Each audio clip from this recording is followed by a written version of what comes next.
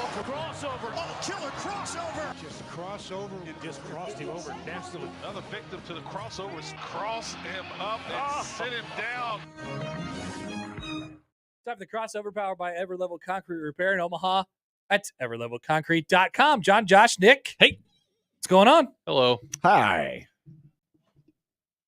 How we doing? Good. Fine. Did you guys enjoy the television last night, whatever you were watching? You know what I did? Do you know what I watched? He watched Maction. I had Maction on last night. He was tweeting at Jet about it. Yeah, I was enjoying the Maction. Well, it was on in the background as I was doing prep. Mm-hmm. Basketball. I saw your prep sheets. I saw your charts. Yep. John, your charts are always very interesting. Your charts have Star Wars fonts. Why are they interesting? I'll tell you why. Here, let me go to John's charts. I'm going to go to the tweet. I like his baseball charts. So one of the and I've noticed this over the years because at the beginning of every basketball season, John usually sends out a photo like, "Hey, it's go time." It's go time. It was. But one of the things it is go time. You write X and X instead of 0 and 0 for records. Well, that's just something I It's notice a placeholder. It's a placeholder. But I would like when I do my charts for game 1, I always write 0 and 0. I noticed that John does X and X. This isn't a judgment. I don't know. I just always done it that way. Then points per game. It's just X. He's like waiting. It's like it's there, well, yeah. so he's ready to go, but he doesn't have. Well, yeah. See, the other one I need in order to keep the green and the yellow highlights. Yeah, for sure. I just need something there. Again, I understand. It's something that I notice it every year. Yeah, and of course, the other thing that I notice, and John has yelled at me for this in the past, but I always add words into the dictionary so they're not underlined with red. Oh, I hate that. But you know what the funny part is? It doesn't come out that way. It doesn't when you print them. like No, that. I know. I just don't like that look on my Microsoft Word doc. It bothers Well, me too. it doesn't bother me. I know it doesn't. It never bothers me. You could also hit like ignore, so it just ignores Ignore it. all, yeah. But right, but then you got to everything- click on each and every one of the little squigglies. So And you don't though. You could ignore all. You could make it ignore all. Well, I know how much it bothers Josh, so I just keep it there.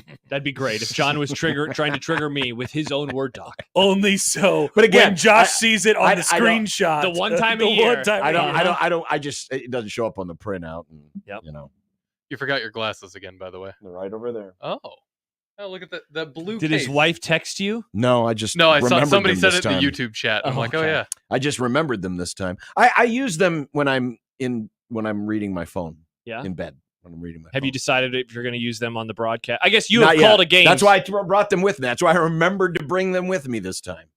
Nice. I don't have a problem seeing what I need to see. I mean, if those glasses would somehow help me see through Greg McDermott, then absolutely I'll wear them. X-ray That's But right. I'm going to spend a lot more time looking through him. New I'm seat afraid. John. We were talking about Not a fan. Will you, with your new glasses, be able to see the various words that they've secretly written on the court? You know, it's and a then lot. you'll be able to take. Yeah. Oh, Here's oh. Kalkbrenner from whatever it says. From the Jesuit saying, Yeah. God is good. yeah, Whatever. yeah, whatever it says. Those are a lot more subtle than I thought they would be. Yeah, you can't even see them if you're trying to look for them. Yeah. Yeah, they're very, very subtle, which I can appreciate because you don't want to gaudy up the floor. We don't need to look like those idiots at Oregon. That's right. Bring it. But R.I.P. But I like the subtleness of it. It's pretty cool. Yeah, it's a great court. Yeah, it is. You excited to be there tonight? I am. Talking on the big screen? Yep, I am. Nice. Is today the first day where you try to kill time and don't know what to do? Do you drive down? Are you going home? I think I'm going home. It looks like the Well, outfit that you have today. It looks like it's a an going home 8 outfit. o'clock It's an game. 8 o'clock game. It's Late. it's another damn John, late game. John, the problem is Is? the traffic. When you go to an 8 o'clock game, you have to. I'm getting What there. time do you get there? I'm getting there at least 2 hours early. So you're getting there at 6. Yes, at least, and that puts me right in the middle of a disaster of traffic. Sure. That's So what true. time do you That's leave? true. 5:15? It'll probably Oh. close to 5. I mean, Well, right just on the mark. Hang out in the Yeah. basement with all the Christmas decorations. No, they're Yeah, on the there's- main. They're in the. Oh, they're they're up the- No, here no, now. but the new part of the basement that I discovered yesterday. Oh yeah, the dungeon part. The There's dungeon a dungeon in the part. basement. A dungeon So lower you go, than the so dungeon. you go downstairs, and as you're headed towards the turnoff, where one way takes you to Yeah. engineering and the other way takes you to the conference room. Mhm. If you go straight, there's a hidden door There there. is a secret door. Yeah. Yeah. Mhm. And that takes you into another room. But it's all I've never seen that. it's all Neither did I concrete. until yesterday. John literally discovered it yesterday, and John's been working here for. They have over a an decade. overhead projector in there. Really? like from 1982. I like how you said you emphasized overhead. Overhead. It's projector. an overhead projector. Well, yeah, fun. as opposed to an overhead projector. I've never turned left getting off the stairs. Never been into that room with the. Oh, you've never gone into the engineering? There's Oh, you've no never been phone in service. Nielsen's room? It's a fun room. There's a lot It's of. I mean, fun. if you want like some old CD players, Gizmos, and gadgets, old consoles, random boards, microphones. I mean, there's a lot. There's probably down new there. boards down there. Satellite receivers. Imagine a world happer with new boards. Oh, I can imagine it. They're here. Johnny Pig wants to know, will we get the John Bishop word of the game like Fibberty Gibbet? So this is a bit from before your time, I think. Yeah, it is. I remember the John Bishop Okay, word of the because game. we would do that with. You would ask with Ravi. Ravi. Thank you, Yeah. Nick. Yeah, Ravi would come on. Ravi would come on, and we would do the Nice. the word of the game. Yeah. Do we? I remember. Do we bring it back and we could discuss it in the crossover every game day? That means I would have to come up with the word of the game. Yes. Interesting. Yeah. Word of the game was a fun bit. It was a really fun day. I miss it. Mm-hmm. Now the problem is I printed off my charts already, and that's where I usually would put the word of the game. Can't so write it's it? there. Well, I could, but Do you not like If writing? take on it your out of charts? No, I the can. lamination holder. I just Yep. don't want to. Oh, yeah. Do I want to? Do I want to Pull a reach? Nick. Do I want to reach all the way over there and get it? I mean, that's up to Also, you guys. yeah, John. That's up to you guys. I can't promise I'll be very good at hitting it, but I will say can- this you to can- John's. You can hit me. To John's credit, which John will not complain about this year, but I Oh. will say it out loud. John has very little space. Very little space. Yeah, Less it's space now? Less space Oh, yeah. than before. Yeah. Really? Yes. Oh yeah. Oh, because at Yeah, the I'm gonna- women's games we have more space now. Yeah, I know. This is It's awesome. this is Title IX in reverse. I was like, dude, when we went and did that exhibition game last week, I was We're like, gonna call wait, it Title 11 because the I and the X, you just turn them I was like, Title 11. wait, what is all this room? Yeah. this is. It's like I have a place to I'm put my ma- bag. now I'm mad. Now I'm mad. Yeah. John has very little I think space. I think they're trying to send me a message that eventually we're just going to move you upstairs. Yeah, maybe And Marcus just hates you. So Have you if thought I- about that? I think everybody hates me. if you had to add in a word of the game, I don't think it would fit in his area. Ah! There's not enough room. Hodson did suggest a post-it note. A post-it note You could for just the put word that of the right game. on your chart. There you go. Not a bad idea. no, I'll write it on there. Okay. I'll just write it on there. In the dead, What's in the dead space. another word for small? Minuscule. Minuscule? Can you work minuscule in? Well, that was Well, always that the fun seems like part. a It very was- easy one to work in. All right. Kinda Really? does, Yeah, It's it's got to be different- funnier than that, right? Yeah. Other words. Teensy weensy. Teensy weensy. Itsy bitsy. These are fun. Why Oh, are we John obsessed would with cut- small? Nanoscope, because your You're in a area small is now space. small. Oh. Yeah. John, I don't know. If we did Infinitesimal? Itsy Bitsy, though, John would just do Infinitesimal? Itsy Bitsy Spider or something like that. He would start singing Itsy Bitsy Itsy Spider. bitsy spider. But even that is Be like, funny. the Itsy Bitsy Spider's gone down the water spout. 5 points, bang, 3-pointer. That's still funny That because is I don't way know. funny. Yeah, I How- think Itsy Bitsy. I think Itsy Bitsy. Itsy Bitsy. Itsy bitsy. All righty. All right, who's doing the game tonight? We need to let them know so they can cut Right, that Joey, right? Isn't it John's? No, Joey's out of out. Joey's, town. the yeah, sand Joey's dunes. on vacation. Speak. PK. Krenzer? Yeah, Peterman. Peterman. Peter will help us out here. Peterman. I very much appreciate Peter's work. Hey, Peterman, check out Channel 9. All right. Itsy Itsy Bitsy. We have, Itsy some, Bitsy. we have some good producers for games. Yeah, we do. Joey and Peter are two of the best. Yeah, and then last week I had Jacob Janicek. That guy rocks. Jake is great. Yeah, he always is think help. Jake's He's done a asking couple. questions, the right questions. He responds very quickly. I say, Jake, He can we do responds this? positively to Josh's backseat producing. Jake did some Creighton baseball, I think. Yes, he did. Yeah, Did Jake quite a was- bit, actually, as I recall. He's very kind. He's a very kind person. I met his parents once. They were also very kind. Amazing. They won. Remember during March Madness? 4-quarter pick 'em? No, we did the watch party situation. His parents Oh. randomly won. That's awesome. And so he showed up too. And so, it was a lot of talk about Jake and then also other stuff. There you go. Itsy. You went to the Detroit pizza place. That's the one. How do you spell itsy bitsy? ITSY. Yeah. BITSY. Right? See, I went with the ITSEY. Z?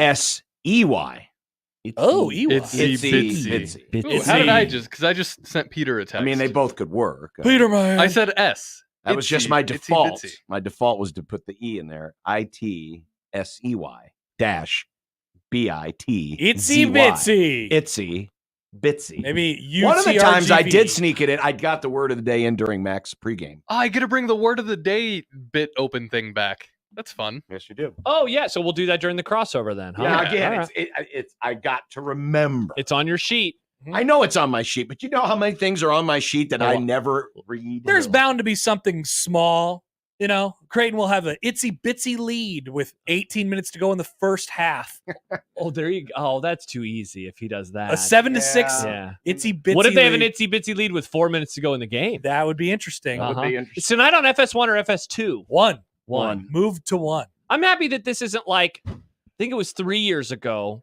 John, do you remember when on opening night, the game wasn't on TV because they were doing whip around coverage? So if you wanted to watch it, you had to watch it on the Fox Sports app. That's right. That was annoying. That's stupid. Yes. Yeah. But it's not opening night tonight. So No, that was Monday. Yeah. So that's good at least. Good. UConn's playing before Creighton tonight. Oh, it's 6? Yeah. Or at 5:30? 6. Oh, so the game could get pushed back a little bit? The sheet says no slide, which I don't believe. I think they're lying. Slide, to does me. that mean it can't get pushed back? Correct. I think I have a shirt on that has a slide. That's on not true. That can't be right. They're saying no slide? Remember the Omaha slide? Oh, there you go. Wow. Yeah, Omaha slide. Yep. No, I You're don't from remember Lincoln. You don't know what you don't. I mean, know. I know it's the a slide. slide. What's Leahy special? Mall. What's special about the slide? It's a slide. It's a John. slide. You fly down. But it. you'd put. Would you sit on like paper? Whatever it is, but you go down there real fast. It was like Christmas Vacation. How fast you would go down that Hyperspeed. slide? Yeah. Yeah. Good times. What was I looking? Oh, I was looking up. Yeah, There was a TV slide. yeah. I got the timing sheet last week from Mr. Anderson. And Mr. where did I put it? Anderson. Where did I put it? Is that a Gosh part dang of it. his new job status that you have to call Mr. Anderson now? Yes. Mhm. Congrats to There was Rob. That Here one it little is. kid who Pre-game killed, so. timing sheet. I can even tell you who the referees are tonight. Oh, who are they? Lamar Simpson, Tommy Morrissey, and Connor Mooney. Morrissey. Your name's Connor. It is. It says right here, Wednesday, November 6, 2024, UTRGV at Creighton, 8:01 p.m. Parentheses, no slide. Interesting. No Wow. slide. So UConn could go into quadruple overtime. Is that before we knew it was on FS? one? No, the TV See right that? here says TV FS Wow. Uno. Wow. And real I mean, quick, again, and UConn I- does I- indeed play I'm at with 6. you. Yeah. I'm with you. I don't trust TV. These are bad. These are sometimes bad people. These are bad people. Very bad people, and I don't trust them. They're like politicians. And this game, They say one thing and they do another. it's not at 5:30.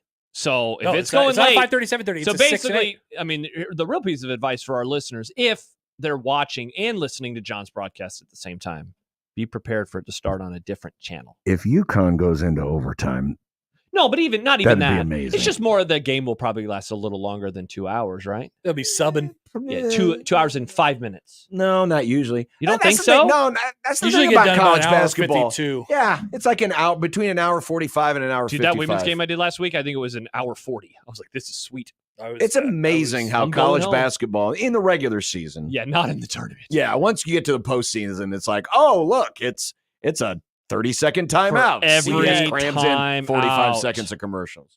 We had no TV for Wow. Nebraska on Monday, and it How was still that? was an hour 53. What? And I was like, Because of what? BTN Plus?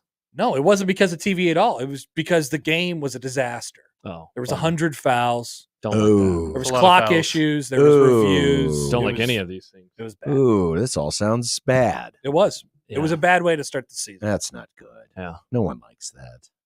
What did you say you were an itsy bitsy frustrated man? I guess that doesn't work very well. I was. Did you have an Itsy itsy bitsy bitsy bit of frustrated? frustration or a lotsy Lotsy Watsy. Nice. lotsy watsy? I bit had of a I had Can to you work pee Lotsy from Watsy? like halftime on. That's too. not That's not a an- word. No, that's Why Lotsy not? Watsy? Why can't we make Lotsy Watsy? I a No. thing? I think we just did. no. It's a new word. I won't accept Lotsy that. Watsy. No, I will not Nick, accept put it any on of your Urban Dictionary. make-believe words. Lotsy. Oh, John, I had Straubs earlier today. I won't believe How about you. some bloobs? No, I didn't have those. I watched a Lotsy Watsy television last night. Yeah. Lots of it. John watched Lotsy Watsy Maction last night. I had action on last What night. did you think? Give us some takes.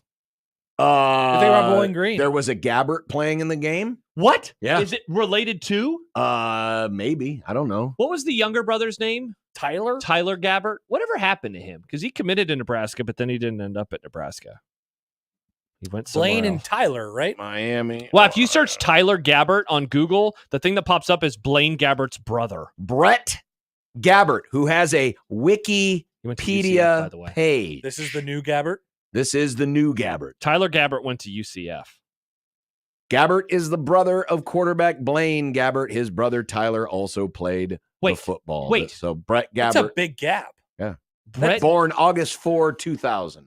It's not an itsy bitsy gap.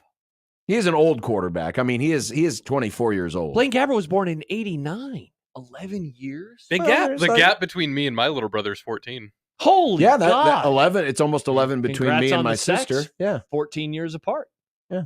What? It happens. Yes, Nick. That's No, how I life know. I is just made. wasn't sure where you were going. That's how with you that. were born. Yeah. Yes. Got under the sheets. Right. I mean, how many years are there between old Don Jr. and It's many years. Baron. Baron? Yeah. Gosh, I was trying to think of his name. He's very tall. Baron. Very He- tall. Did you know There are a that lot of years. That's a Yeah. good point. Trump used to call into a show, like a TV show, years ago, and he used the name Baron as a call-in name, Mhm. and then his kid was born, and it's like Baron. Mm-hmm. So he named his son after a pretend call-in name. A character that he created. I always figured it was based on the. It's like Kool-Aid Steve naming his kid. That's why Kool-Aid Josh is going to Steve. name his first kid Theo. whatever his burner is. Did I hear Kool-Aid Steve called into your show? No, Kool-Aid Steve called the morning show. Oh, okay. Oh, What did he I say? Bet, I bet Kool-Aid Steve is very happy. Oh, yeah. Kool-Aid Oh, Steve yeah. had some opinions on the occurrences of last night. I'm yeah. sure So he called in did. today? Yeah. Oh, wow. I'm sure Kool-Aid was. Because you haven't heard from him since he called into you last Thrilled. year, I don't right? think so. Yeah. We haven't heard from Kool-Aid in Years. I think he called back when he because Kool-Aid, we were call doing in the and Colorado thing. taunt us, please. I want to hear from you. We were doing the Colorado thing, and he ended up He being called in. right about it, right? Or Yeah, he said Nebraska was going to lose by more than 2 scores. Mm. He was right. He was. Yeah, he very much was. We would do this thing back in the day. If you called in and said a curse word, we would just say, "Sorry, you're banned for a week. You're not allowed to call." Yeah. So we did that to Steve because he said the S word. It You're happens. not allowed to say the S word. And you're not. And so we just jokingly said, "You're banned for a week." And all these people, don't ban him. You cannot ban him. Free speech. Like, okay, if he calls, it's not free speech. Yeah, it literally costs us money when a person says a bad word. that's true. If Yeah. he calls Expensive in, we'll just put him on hold and just not go to him, which we do to other callers. Sometimes. Yeah. Like, it's not that big of a deal. People were so mad. So mad. So yeah. Well, People do have very specific opinions on which calls we should and shouldn't take. Oh, I hear from a lot of people that say, "Why does Happer take random mics?" I phone know, calls?" but I love random Mike. that makes one of us. I love when Random Mike calls. Random Mike's like the only person who calls our show. I like taking calls. Just nobody. Now nobody there's calls the another guy show. who calls into your show, and that's the one that I dislike the most. Rick. You hate Rick? Always laughs at his own jokes. He Yeah, does. Hey guys, he does have some quips. He's off the air. He's thinking of a joke in his head, and then when he says, "Hey guys," he's laughing at the joke. Hey guys. He will start that way. Yeah, and it's like, what are you laughing at? I was like, I don't know what's going on. I'm here for the entertainment. yeah, ditto. It's not anything personal against any of the people. I just think it's fun. There was another call. He doesn't call in very much anymore. He called. Yeah, I think he called our show yesterday. Stibbs hated him, if I remember right. I don't want to speak out of pocket, but Keith, who moved around, he was in Indy, he was in Chicago. Okay. Yeah, he wasn't a fan of that guy. He didn't like it when Keith called in.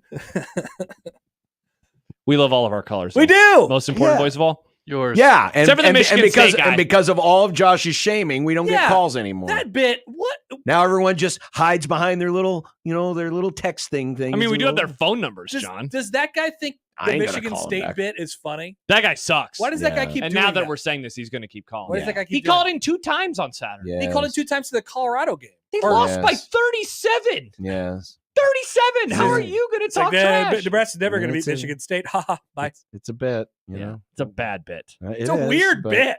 I think that's because, John, the Colorado game was the first time we ever heard from him, right? And that was the first time I had ever heard that. Yeah, I don't remember this guy last year. Because you were gone. You were in Minnesota where your heart is. Yes, you're correct. And Miss Colorado. those days. we were yelling at trains, and the guy called in Yep. about Michigan State. Yep. We're like, what's going on? Yep. Let's see, where was it at? Mike says, I miss Nebraska ball, Mike. He still calls. Mhm. I heard that he called in on the morning show recently. We call a morning show. Yeah. Pretty Mike's still recently. around. Yeah. He doesn't call our show anymore, though. He Well, you used guys to. don't talk about Nebraska ball because you're haters. Yeah, why don't we talk about Nebraska ball more? They're not playing tonight. They played on Monday. Oh, The I never same gave you my team. takes. Well, what are they? Ah. Okay, that's what I It thought. just felt like a typical Nebraska basketball game. Yeah. I mean, it was close at times, and then Nebraska Classic. pulled away, and Classic. my favorite was that UTRGV shot a lot of threes. multiple times during the game, the graphic popped up. Nebraska's not made a field goal in blank minutes, and I was like, "Wow!" You're like, Classic. that's the wrong Chewy. sport. Just We're like home. just like the old days. Oh yeah. Missed the scoring drought. I think didn't they used to post that? They used to have the Phillips 66 station there in downtown Lincoln when you come off the I-180, and it was used to post a score. The I song- believe they yeah. also used that as a Nebraska ball hasn't scored in 4 minutes and 32 seconds. They killed that gas station. Yeah, they did. It's all She gone.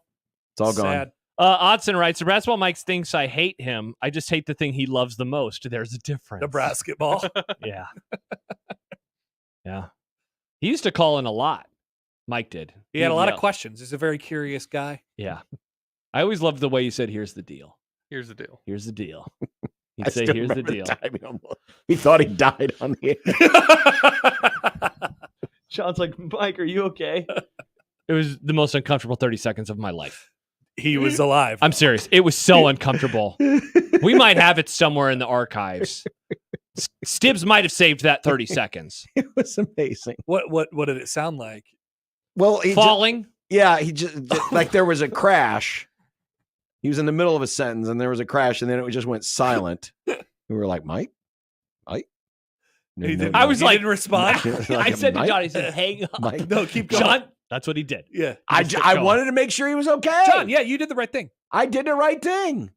And then he called back, and that's where we got the liner about, he must have got too excited and something ended up too close to his joystick, and because something got pulled off his shelf or something. Yeah. In his wheelchair. I don't know how it happened, but Yeah. Anyway, And Stibbs made a drop. out Josh of was it. squirming.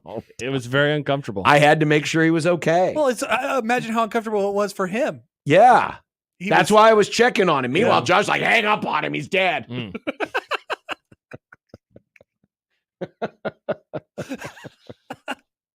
LSD Will writes, haven't heard from me in a while. John scares me. Hi, LSD Will. Remember LSD Hey, Will, LSD the, Will? the Are you- 70-year-old fan? He likes to reheat pizza with his toaster. What? Yeah. That was an LSD Will call? People That didn't was- buy that he was a real person. People thought that it was fake. I think he's real. Otson, by the way, has followed up on Nebraska ball Mike. For the record, I like him. He's intelligent, passionate, and can form sentences. These are what I need in They're a about caller. random Mike. Oh, I thought he was talking about Nebraska ball. No, because Otson earlier said Nebraska ball Mike thinks I hate him. Oh. So he likes Nebraska ball Mike for those reasons. Also, you have 3 people that call your show. No, Nebraska ball Mike doesn't. call Nebraska you. ball Mike, I'm not, maybe once or twice. Oh my gosh, Star Wars Fiend says it was last year and Gary was on the air with him trying to convince him the porn bots that like his Twitter posts and follow him are not real. I want to hear that call. Oh, I vaguely remember this. Oh my gosh. I vaguely remember that. Yeah. There are a lot of those on the internet. And wow, we should have done that for our 25th anniversary. porn bots? No, our like Hall of Fame calls or something like that. Oh. Hall of Fame Oh, callers. my favorite call of all time, since John and I at least have been together, is the one that we got from Scotty, who went on this rant about the black shirts, the Yes. pipeline. You might as well call it the sewer line. He brought up the Marshall plane crash. Still brings a tear to my It was eye. a 3-minute call. It was It- awesome. Yikes. We have, I think, the full call in there somewhere. It wasn't the guy who almost got wiped out by the tornado or whatever. and No, John no, this laughed Oh, at him. Jerry? No, that was a different one. That was a great phone call. You were convinced it was I fake? didn't think it was real. Well, yeah, and then he goes 69th. 69th and coming, and you said Nice. nice. Oh, That one did make man. the best ofs. Did it? Yeah. Maybe I'll put that one in the 25th anniversary archive. Oh, there you go. Let's What are you looking see. for, John? Are you looking I for thought- Scotty? Because I. gives a tear in my eye. That's There part it of it. is. That's part of the drop. Oh, here we go. You have it? No, but Oh. you That's got. all. I'm out. Yep. What in the Christ's sake are they doing? Man, we had a lot of drops. That was the same phone call. That was all in one. Pipeline. You might as well call that the sewer line. Oh man, that was so funny. Go Jays. He is a Jays. Go Jays. That was. Jays. Oh wow, I don't remember. Oh, this I guy at don't all. remember that. That's a different Scotty. It sounds like the same Scotty. Go Jays. It did sound like the same guy. Sounds like the same Pipeline, You phone. might as well call that the sewer line. That's the same Scotty. Oh, it definitely is. I didn't He's know a that. Jaysker. There was this. Speaking of Jayskers, there was this Creighton fan who used to call him to Schick and Nick. Oh, I wish I could remember his name. But there was one time where he was like, and you know what? And then he was like, and then the phone call cut off. And they thought and I don't think we ever heard from that guy again. Oh, Maybe he died. I'm going to tweet at Schick and Nick and ask him what that guy's, he was a Creighton fan. Somebody in the chat now. Hey, can I get a Creighton fan in the chat? Somebody has to remember who that guy was. He called into their show all the time. All the time. It was really funny. Yeah. Man, I thought I had the whole call saved on here. I think Stibbs had it on his or on the Unsportsmanlike Conduct. I'll text We're him. past the golden days of radio calls now. Everything's They're long gone. everything's fake. TikTok God, I and got fake. rid of it. Yep. I had it. If we can find it, or if Stibbs knows where it is, send it to me because I think I'm going to add some stuff to the archive. That podcast feed, it's the archive. Yeah, Scotty, that's one of my all-time favorites. Scotty. And you like him even more now because he's a Jays He's a fan. J screw. I had no idea. One I really of didn't. us. I really One didn't. of It must us. have been a different call and a different. Go Jays! What show is that I on? don't know. Go Jays! Let's make this a drop. It's in the 9,000 cart. I don't know whose cart that is. I That's have- probably Shane's. Go Jays! It might be Shane's. I had no idea, Scott. Well, I wonder if Scotty's still with us. He Oh. does sound like a bit of an old. I hope he is. Very sad. God bless you, Scotty. Mhm. You had the best call of all time, as far as I'm concerned. Text from the 402 about LSD. Will, do you lay the toaster flat to heat the pizza up? I'm trying to visualize a world where the toppings stay on the bread. I don't think he specified, but it's a YouTube short on our YouTube channel if you'd like to watch it. It doesn't make any Well, sense. you would have to. Yeah, Because you would have if you to. put it in there, like you would Everything bread, would fall off. Everything would just The sink. cheese. Well, what if you Yeah. just lay the toaster on its side? That's what That's the what we're texter saying, just yeah. said. on yeah. the side and then pizza in the toaster, or using the heat that the toaster generates. no. Yeah, the pizza direct, outside. direct heat to the pizza, right? Yeah. You slide the pizza in the toaster. You could do 2 pizzas at one time. If you First got of all, two those must be toaster tiny grouts. little pizzas. Yeah, that's not a big enough piece of pizza. Tiny babies. Chris writes, what about the guy with the creepy laugh on Big Red Overreaction? That's Oh. Connor, if I Yeah, remember Connor. right. Yeah. Yeah. I can't remember if he called in the other day. I don't think he did. He's always a big red overreaction caller. Oh, yeah. He's usually like first in line. Yes. And you know what that call was from? That was from a show not on 1620 The Zone because of Creighton basketball. So be prepared. Coming soon. Coming soon to a station near you. Potentially. What do you mean potentially? We have some plans in the works. Josh and I are working on some things. different plans from the plans yesterday? Yes. Okay. Color me curious. Yeah. Curious what George. could possibly What are you happen? gonna- Unless he's saying it's internet only. That's the only No, other you were plan. you were in the room with us this morning when we were discussing that, weren't you? Well, you put one of the things on 1620 The Zone, the other thing on 1019 The Cake. Oh, I don't believe you can do that. that's though. not legal. You would have to talk to Miss McElligott. Yeah, that would be breaking a contract. Yes. Well, I mean, I think we're not just gonna do this. Oh, okay, good. That's why I wasn't like saying what it was yet. Well, you just did. No, I said Happer it. did. Oh, you said it. Yeah. Oops. Sorry. Didn't mean to. Well, at least Odson, we cannot discuss this. Oops. Odson. Look at what you did. Odson, Yeah, look Odson at would have what you just did. unilaterally done it and broken the law, and then everybody would have been fired. So you're welcome, Josh. Yeah. We Just saved save you you. from yourselves. Yeah. Stars Fiend says that was the best show. Josh was in a small office, so angry that day Connor called. I was in a mood that day. In that stupid studio with that phone, I couldn't hang up on the callers. So he's just sitting there maniacally laughing. Oh, man, it was infuriating. I hate that No, studio. thank you. You can just hear other stations airing all the time from the stupid speaker. It's The amazing. worst. That's a Neil production, Yeah. right? Over Yeah, here. That's that one. Yeah. Yeah. Yeah, This should have been the Neil studio. yes, it He should is have. the godfather of the zone. No, it should have. No, it should have been on that studio, Well, so then, that yes. then we can move in there. Can we start calling this the Neil Nelkin studio? Well, but then No, we because we the- want to move out of it, so we wouldn't want that. Yeah, Why don't we just start calling that the Neil Nelson Yep. studio? That we can move and then into we it. take over. Don't hate that idea either. We call this one the. Odson says it was not my idea, by the way. We'll call this the Hot Scott Studio. There you go, and then they can move here. Awesome. And then Sweet 98 can have the Hot Scott. By the way, breakfast flakes. I was in the It'd car. sit empty 80% of the day. with my wife, and we were listening to a little FM radio, little music action, and it was old songs. And there was a let's hear the latest from, and I just sat there and I thought of John, and I laughed very hard to myself. What did they say afterwards? I don't remember which band. Hey, it was. here's the latest from It was Creed. like coming up It later wasn't tonight. Huey Lewis. Creed and the News? actually does No. have a recent album, so There you that go. would work. It was a band I never heard of, sadly. We're in that It crossover that wasn't day Ghost. where John like perfectly hit the post on Power of Love. Oh, Just yeah. like, That was amazing. that was awesome. That was good. Yeah. I've heard that song so many times. Yeah. I pretty much know how to. hard to know. argue and it's with that. such a great post to hit. It's a great too. post to hit. Wonderful. It's a good ramp. It's a great rap. I have a No, lot I of- don't like. lot of I never time. liked that. I never liked that. It's like I want to hear the song. I don't want to hear, Puke and Steve. Hey, everybody, it's 37 degrees. And let's throw. Puke and Steve 25 seconds of ramp time before he's got to get out of there. It's a long time. Hey, don't forget, we're giving away 16 cents this hour. All you have to do is be caller 95 at 777-7777. Hey. 16 cents? That's not a real phone number. 555-5555. Yeah, I mean, if they can use 555 on TV all the time, why can't I use 777. 77777? Hmm. Hey, you listen to new Power of Love Or Madonna. or Madonna. I'm crazy for you, baby, on Sweet 98. My favorite post ever Yeah. when I was of FM radio to hit. You're not of it anymore? I haven't been. I've been focused on the AM and sports. Mm. He's But focused. my favorite ramp was the song "Hello, My Name Is Human" from Highly Suspect, Don't know because that at the Nobody very knows that beginning of the song. song he says "okay," so you can like ask a dumb question and then it's like he's answering with "okay," and then the song starts. It was really funny. That sounds like something you would like. Yeah, Awesome. it was great. Awesome. It's a fun bit. Was that on that station? No, Oh. it was on college. It was on 89.7. Happer? Connor enjoyed that. What's the name of the song again?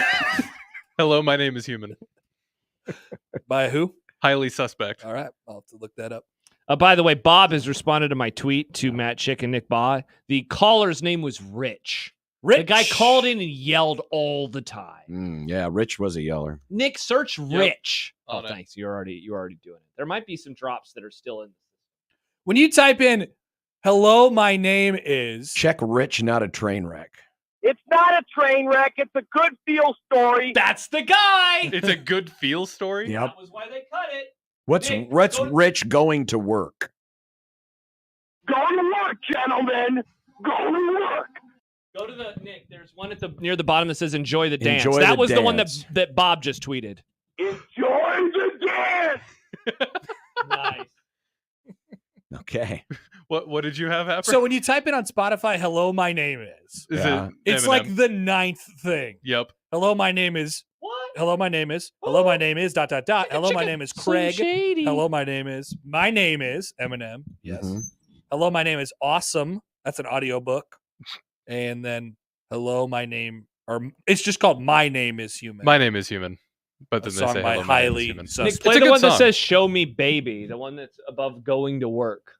Show me, baby. What's this one? Show me, baby. That was how every call was with that guy. he's, Yeah. he's like at an 11 the whole time. And so that's why there was one where he's like, "You know what?" And What's it was like, "What happened?" What's this one? I like Lance a lot. I like Lance. Like Lance a lot? Let's see what this is. Big Daddy Lance. Is he talking about Leipold? I guess.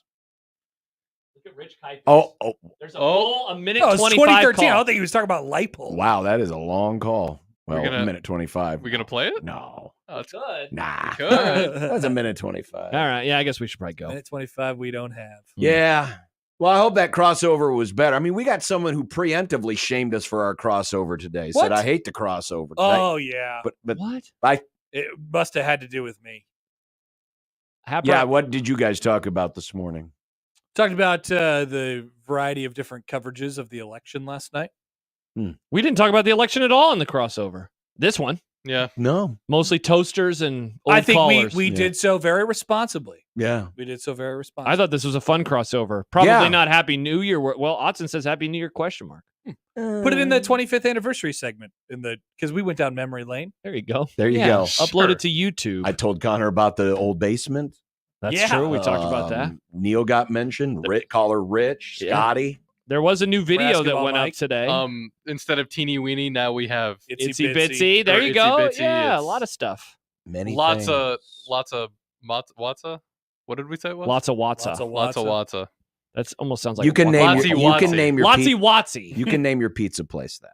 Lotsy Watsy Watsy pizza. Watsy pizza. Oh man, I'd go to a Be pizza pretty place. good in like a college town or something like that. I'm Yeah. hungry for some Lotsy Watsy. Mm-hmm. We all going to Lotsy Watsy tonight? Yeah. Otson says I mixed up Dan Dockich and Greg Doyle on the AM crossover this morning. He did. Tough luck. That was a bad look. Yeah, that's not great. I mean, they're both not so good, They're but kind of they're kind of Two sides of the same coin. Yes, thank you. Two sides of the same coin. Yeah, I guess I can see that. I could. Yeah, definitely. Hmm. All right, Bye, Happer. Connor. Thanks. We'll see you tonight. see you later. Let me know what you think of that song. I'm going to listen to it in my car I like that song. right after I listen I haven't to listened to that song in a while. There we go. this show. Nice. I'm gonna listen all to of that it. song again. Oh, yes. All Thank of you, it. Happer. Yes, listen to the music after the show. Okay. Mhm. Bye. That's your crossover, powered by Ever Level Concrete Repair in Omaha at everlevelconcrete.com. Gosh, those uniforms are sharp. Those Kelly greens, They they're are. replaying the Eagles I will say game. that those are Those are- good uniforms. Those are tight, tight, tight. We have a Grum Let's do it. on 1620 The Zone.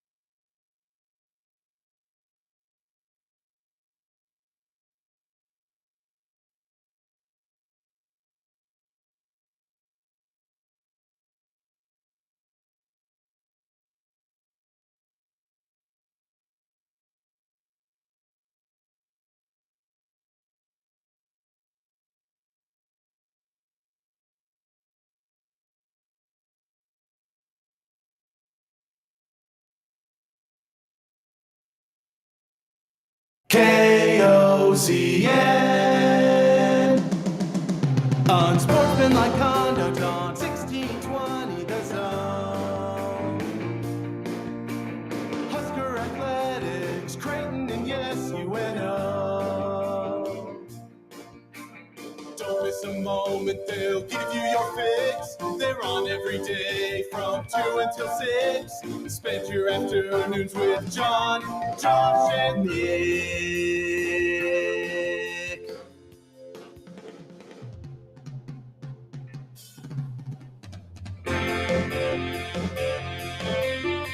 John, Josh, and Nick. They'll show you what sports talk really is. It's opening night of Blue Jay basketball. We got tickets for you if you want to go What? to the game tonight. Oh, man. So be listening very soon. Yeah, very soon. Very soon. Very soon. Unsportsmanlike conduct on 1620 The Zone. Husker athletics, Creighton, and yes, UNO. Welcome, everybody, to a Wednesday. It's a Dumb Debates Wednesday. Nice to see at least the sun, a little bit of it today. Cloudy, but the sun has made its way throughout the entire day. You know, it doesn't take much. You know, we went a couple months without really having any rain. All it took was a couple of straight days of cloudy and rain where I'm like, you know what, we're good now. Don't need it anymore. Yeah, you forget. It amazes me how people can live in a place like Seattle where it does rains that all the time. That sounds like an awful existence. It probably explains a lot about Seahawks fans, but that's another story. I just couldn't do it. I like the sun. I couldn't do it. One of my best even friends. even as a member of my tribe, the Gingers. I like the sun. I like the brightness of the sun. Makes you happier. It does. Yeah. Helps with the mood. Yep. It gives me an excuse to wear my sunglasses. The non-prescription sunglasses. You should get some prescription. I ain't sunnies, getting John. I ain't wearing prescription nice. glasses right now, and I ain't wearing any prescription. No. I love my prescription No, sunnies. no. I used to when I No. had not had my eyes fixed, my vision sharpened. Fixed. There's nothing wrong with needing glasses, Josh. It's a very normal thing. Well- It doesn't make me broken to have to wear glasses. I liked fixing my eyes, Nick. It changed me. Now I can see everything. John used to make fun of me when I first had them off. He was like, "You look weird." Now, who looks weird, John? You do. You do without your glasses. Put them on. You look Nope. more distinguished. Nope. Mm. It's not about this. Is not a day for distinguishment. I hope that I look on the TV tonight when I'm watching Creighton play basketball on Fox Sports 1 and I see John hidden behind McDermott doing this, doing that, doing glasses this, doing that. sitting on his nose as he tries to read his charts but also watch the game. Have you talked to Coach about that? Have you just Oh, had to be yeah. said like, all right, you're Yeah. not allowed to come here. Yeah. This is a barrier. No. He rules the roost. When you're about to be the winningest coach in Creighton history, he pretty much runs the place. There's nothing I can do. Well, you spin it. It's like, well, if you want me to document you being the winningest coach in Creighton history, I need to see it. He'll say, I don't care. He's a tall man, too. He's a tall man. Yeah. He's a tall man. Tall man. That happens. Oh, You yeah. know, I'll get used to it. I get used to a lot of Well, things. not to I mean, when We you got to do, adjust. when you The do- great ones adjust. when you do road games, he's in front of you all the time. In most places, correct. Yeah, so this isn't going to That be is new for you. correct. It will be new for you at this arena, but it will not be new for you overall. Correct. My mom used to Great tell me, point. you make a better door than window. That's what he'll say on the broadcast one of these times. Oh, I'm sure I'll have a line or two. It's kind of what I do. Mm-hmm. The Grumdown is brought to you by the Rooferees at John Higgins Weather Guard. The sun rose today You just were mentioning that. on a new season of Jays basketball. Just mentioned that too. Man, can I get my fall music, Nick, to remind me that football season is still here because we're...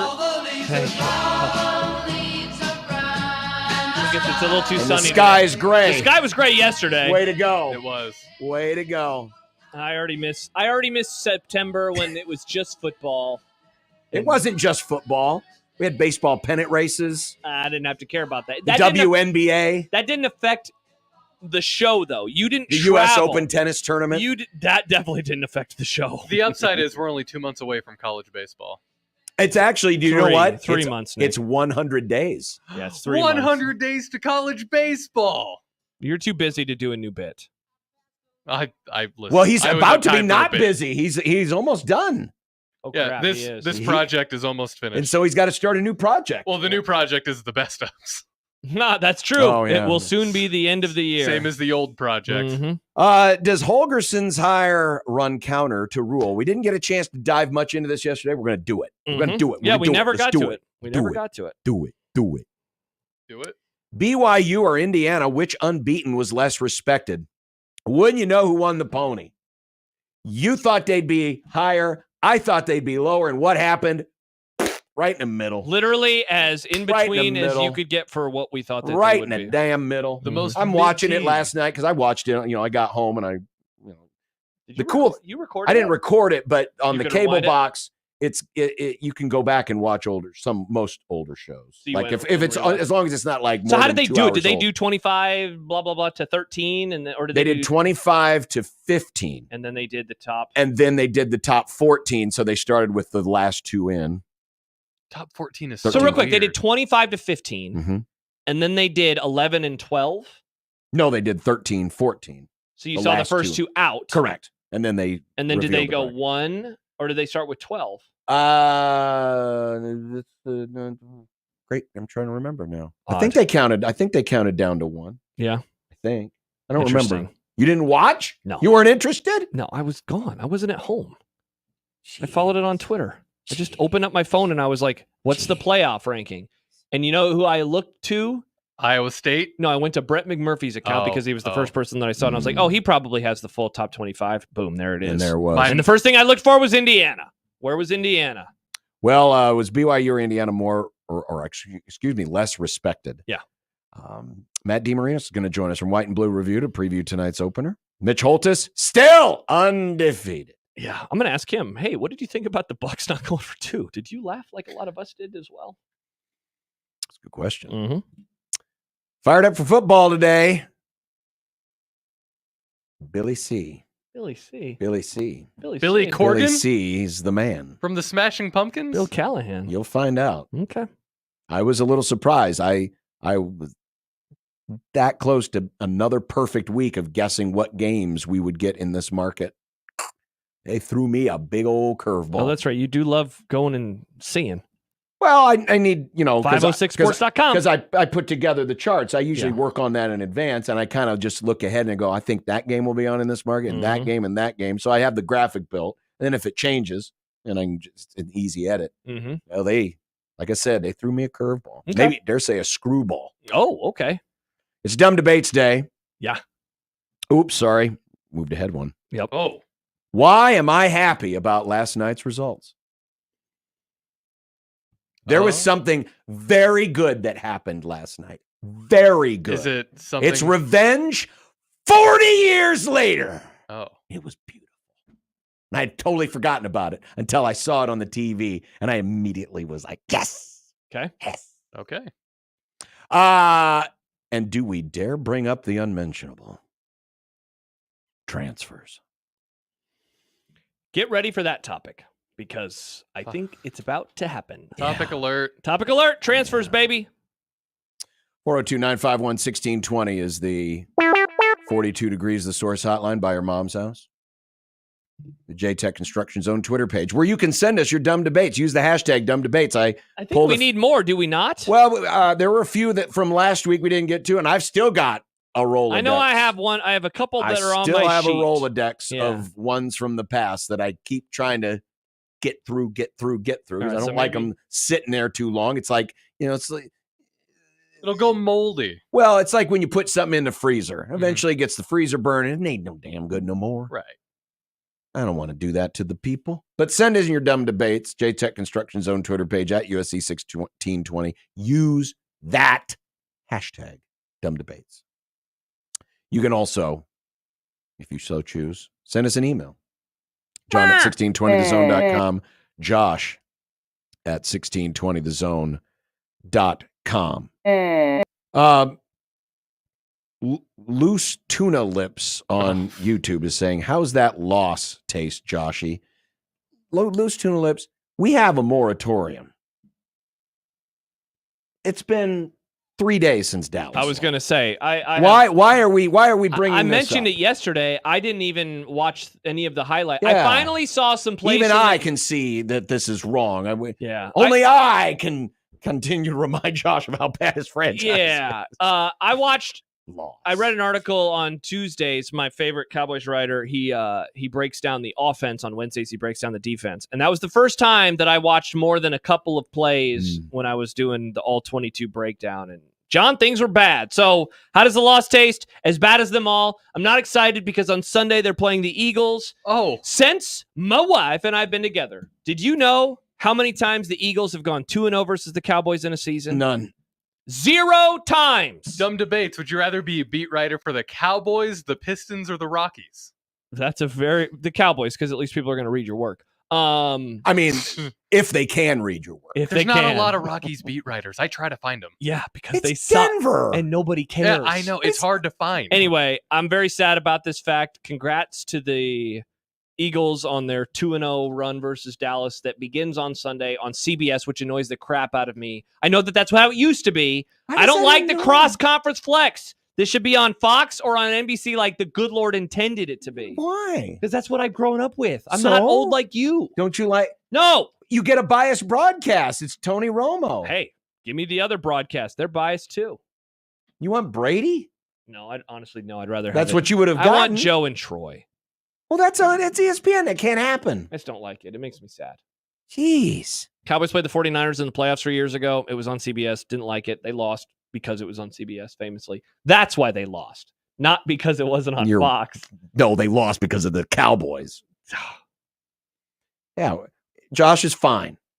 Yeah, it's draft season. It's draft and I don't season, even man. like the draft. I'm going to have to talk to Michael about this stuff, aren't I? Michael, Probably. who should I want on the Cowboys? Probably. Let me know. 402-9516 or just text. Michael, you have my phone number. I was texting with Michael earlier. As I promised, we do have a 4-pack to tonight's basketball game. Okay. Go see the Jays in their home opener against UTRGV. Think of it this way. It's the last home opener Ryan Kalkbrenner will play. Yeah. Great uniform. For now. And then John's No, going to this find is it. another NBA team to root for. This is it. This You is never it. know, man. You never know with the college rules. It could change. He could just come back again. He could come back again. He gets the COVID year plus. Exactly. COVID year plus. It's like Red Zone plus. Let's see. What call should we take? Oh, I'll let you do this one this week. Oh, nice. Well, let's see. What number is Kalkbrenner? 11. That's a lot of calls. How many NCAA tournaments in a row has Creighton made? Is this 4 now? Right? 3 of the last 4 years. If you did Let's, 11 minus 4. Well, but then you got the COVID year where they would have. They would have made it. So it's like what? It You know would be what? Up to 6? 7. 7? 7. We could have done 8 in honor of Indiana. Can't believe you're out on the Hoosiers now. I'm not out on the Seems Hoosiers. like you're out on them. No, I am Seems not like you out wanted to on be the right on them being lower. Of course I want to be right. Yeah, it seems like you're kind of out on them now. But it was me guessing what the committee would do. This is a bummer. I don't care if they're 8, they're 8. I want to see them in the playoff. Okay, good. So caller 7. Remember, they were my team first. Yeah, you know where I had them when we did our zone preseason ranking? Yeah. 17. Same place I probably had them. Yeah. Way down. I don't remember where I had Way it. to hell down the list. I had Purdue last, so I got that right, but otherwise not so much. Caller 7. Caller 7. 402 Head to the game tonight. 1620. Awesome. And are these... And they're digital They're tickets. digital. Yeah. Oh, so you don't even have to stop You don't have by. to show up here. Nick will just email them to you. They'll be on your phone, your mobile device. Show them at the gate. You're gold. Awesome. Gold, Jerry. Gold. 402-951-1620. There we go. Here come the Caller callers. 7 for Jay's tickets, and we will be back because we got to look at what happened last night. Yep, the results. We're breaking down all the results. County by county. County by county. Or at least team by team. 1620 the zone.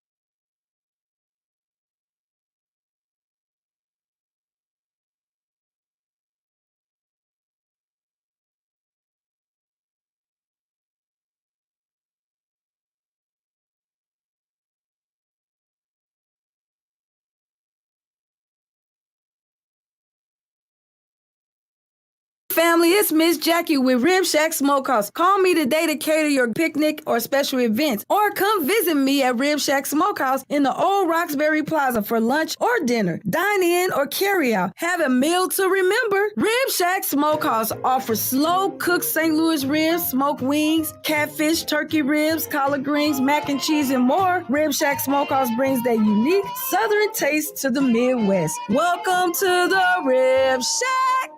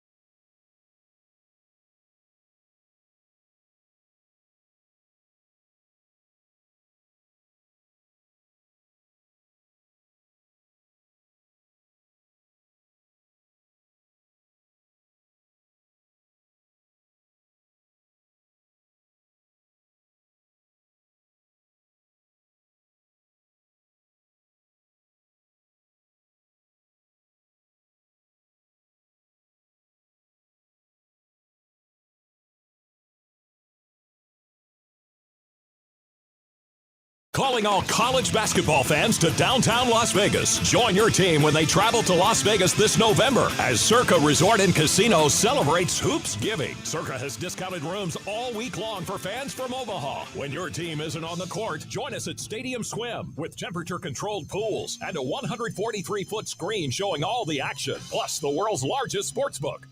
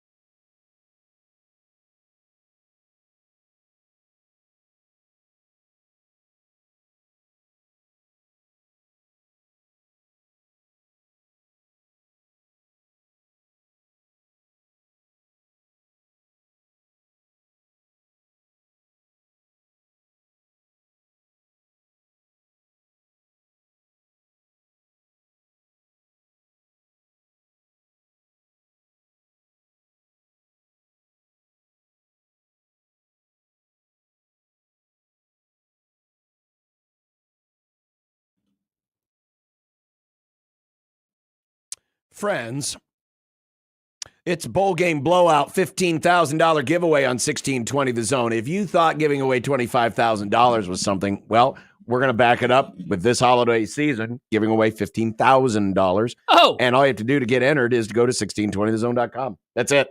That's You're not easy. picking any games or anything. That's easy. I think you just go to 1620thezone.com. I think that's it. That's all. We're just giving away money? Apparently. What? It's called the big game blowout. It's $15K. Do it. Do it. Do it now. And What? while you're there, might as Nick, well do you have details? go ahead and enter your wins and losses for the 4-quarter pick'em. Hey, keep Because doing. then you could win that and the 15. I mean, geez, That's a lot of money, John. be a hell of a Christmas. We only have 2 weeks left, by the way, at 4-quarter pick'em. That's right. Just 2 weeks. I sent in the final selection of games. Over. Yeah, very, very sad. Well, very sad. It happened. Passage of time. Well, all right, we gotta do it. I mean, we have to acknowledge it's the elephant in the room. It is the elephant in the room. Nice, Nick. It's the elephant in the room. That's a politics joke. The college football playoff. Woo! It has been fascinating to see some of the reaction and the wild swings of, I think this team got a big old kiss on the lips, and I think this team got kicked in the butt. Mm-hmm. And it's kind of all over the place with a few squads. But in case you were under a rock, or maybe you were preoccupied by something else last night, the bracket as it would look if the playoff were to start today. Yeah, because this is not the top 12. This is how the bracket order. would look. Yeah. And personally, this is more important to me because this is what it means, right? Sure. I mean, this is, it's Oregon 1, Georgia 2, Miami 3, BYU 4. Mm-hmm. And then Boise being the 5th conference champion, but ranked lower. Not that much, though. Not by a lot. They're number 12 seed. So they will play the 5 seed Ohio State. Now, the interesting thing about the rankings were it was Oregon first, Ohio State second. Yes, exactly. More on that in a minute. Indiana is the 9. Mm-hmm. Versus Tennessee. They would travel to Rocky Top. Face Tennessee. Alabama is the 11. So a 2-loss team. Mm-hmm. They would travel to Texas, who is the 6 seed. And Notre Dame, the 10 seed, would travel to number 7 seed, Pennsylvania State. The first 4 out, SMU, Texas A&M, LSU, and Ole Miss. Now, how does that compare to what you and I said it would look like yesterday? I knew you would ask. I know, I apologize. Okay, here's what I had. I do have a question. I took out the graphic. So I had, my top, here, and I'll just compare it to the committees. I went Oregon 1, Ohio State 2, Georgia 3, Miami 4. Then I had Indiana, then Texas, so I was off on that. I had Tennessee above Penn State. They do not have Tennessee above Penn State. I had BYU at 9, though. I had Bama at 10. They had them at 11. I had Notre Dame at 10. They had Notre Dame at 11. And I actually had SMU. And it's so funny because at first I put in Boise State, but I was like, they'll probably have SMU at number 12. And so I was off on that one by 1 spot. I think we were fairly similar except for Indiana, though I think you also had Alabama a little bit higher as well in what you expected in what you expected the committee to do. Yeah. Yeah. What was your question going to be, Nick? What's going on with Iowa State? Why are they as low as they are? Don't really have any good, outside of Iowa, which are they in the top 25? They are not. They don't really have any good wins. They don't really have any good wins. Fair. And they also have played in a few close football games too. So that's gonna that Texas Tech loss probably hurt them a lot. Oh, it hurt them a lot. Massive. They would have been in. I mean, that would have actually been interesting because you would have added another undefeated team to the mix. Yep. And they're obviously not respecting the Big 12 a whole lot either. BYU is all the way down at number 9. BYU is number 9. They are the lowest of the 4 power conferences in terms of the best team. That's a horrible way to say that. You understood what I meant. Yes. They are behind 5 one-loss teams. They are also behind undefeated Oregon, Miami, and Indiana, who is right in front of them. So they do not seem to think highly of the Big 12. Big 12 teams that are in the top 25 are BYU at number 9, aforementioned Iowa State at number 17, Kansas State at 19, and the Colorado Buffaloes at number 20. Matt Rule has a top 25 win. Shout out to Matt Rule on a top 25 yes, he does. Win. Nice. Now, what was interesting was to hear some of the reaction of who got screwed, who didn't. Yeah. Who got, more love than they should have. I'll be honest, I've not seen any of the discourse. What are people most upset about? Well, last night on the selection show, what were they mad a lot of the focus was on BYU. Being too low or being too low. Interesting. Because BYU is 9th ranked by the committee. 9th ranked. They are behind Texas, Penn State, Tennessee, Alabama. Mm-hmm. I'm going to skip ahead one. By the way, on SP Plus, they are 22nd. I know that's not the end all be all, but SP Plus are all the way down at 22nd. And on K Ford, they are 25th. So, yeah, I don't have an issue with it with BYU being that low. Now, part of it too is if you're the Big 12 champ, you're a top 4 seed. So, like, I don't want to say who cares because that defeats any of these discussions. It's ultimately who cares, right? Sure. But because it's like, the season's not over yet. If you win your league, you're now. They can't just be thinking about that. You got to be thinking about wild cards, and so I do understand it from that perspective. But I mean, the possibility is there that they could be seated behind Boise State. Certainly. I mean, that was one of my hot takes from yesterday, and I feel very good about that hot take, given that Boise was 12th. They're only 3 spots behind BYU right now. Well, Ross Dellinger posted this last night, and welcome to the world of college football. We're just like college basketball. Yeah, I don't like this. Where we do the blind resume. Oh, welcome to the Big East college football. Yeah, welcome back to the Big East college football. Don't like it. Anyway, here's a couple of different scenarios. One features 2 of the unbeaten teams, and one scenario features 2 of the one-loss teams. In the unbeaten scenario, Team 1 is 9-0. Their strength of schedule is 54. They have a top 25 win. Now, when they're quoting top 25 wins, they're now quoting the committee. The committee's. This is not the AP. They are quoting the committee's top 25. The other undefeated team, Team 2, is 8-0.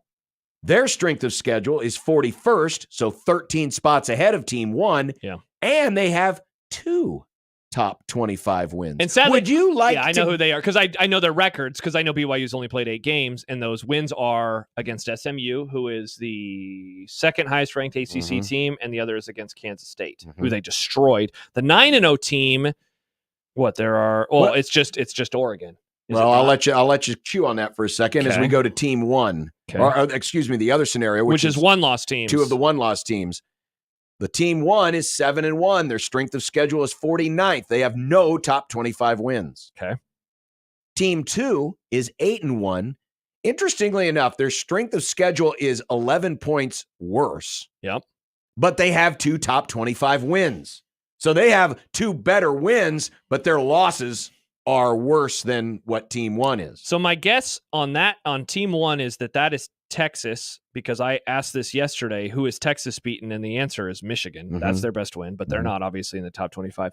Team 2, 8-1, top 25. Again, basically we're trying to find another one of these Big 12 or ACC teams. Oh, that's probably SMU, isn't it? Is that so?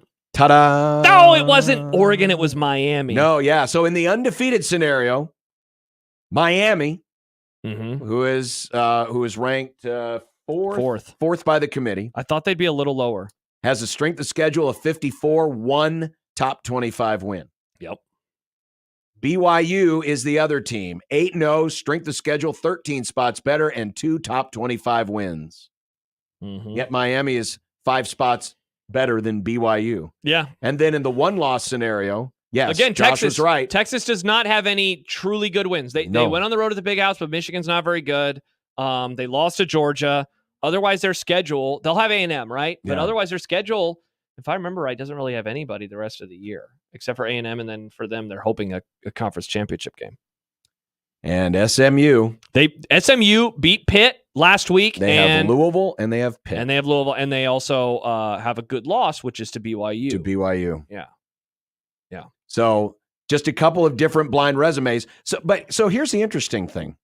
Bruce Feldman of The Athletic interviewed some coaches last night and asked them their thoughts. And Rhett Lashley, the head coach at SMU, was asked, what did you think of your ranking? Because according to this blind resume exercise we just did, SMU's got a better argument than Texas.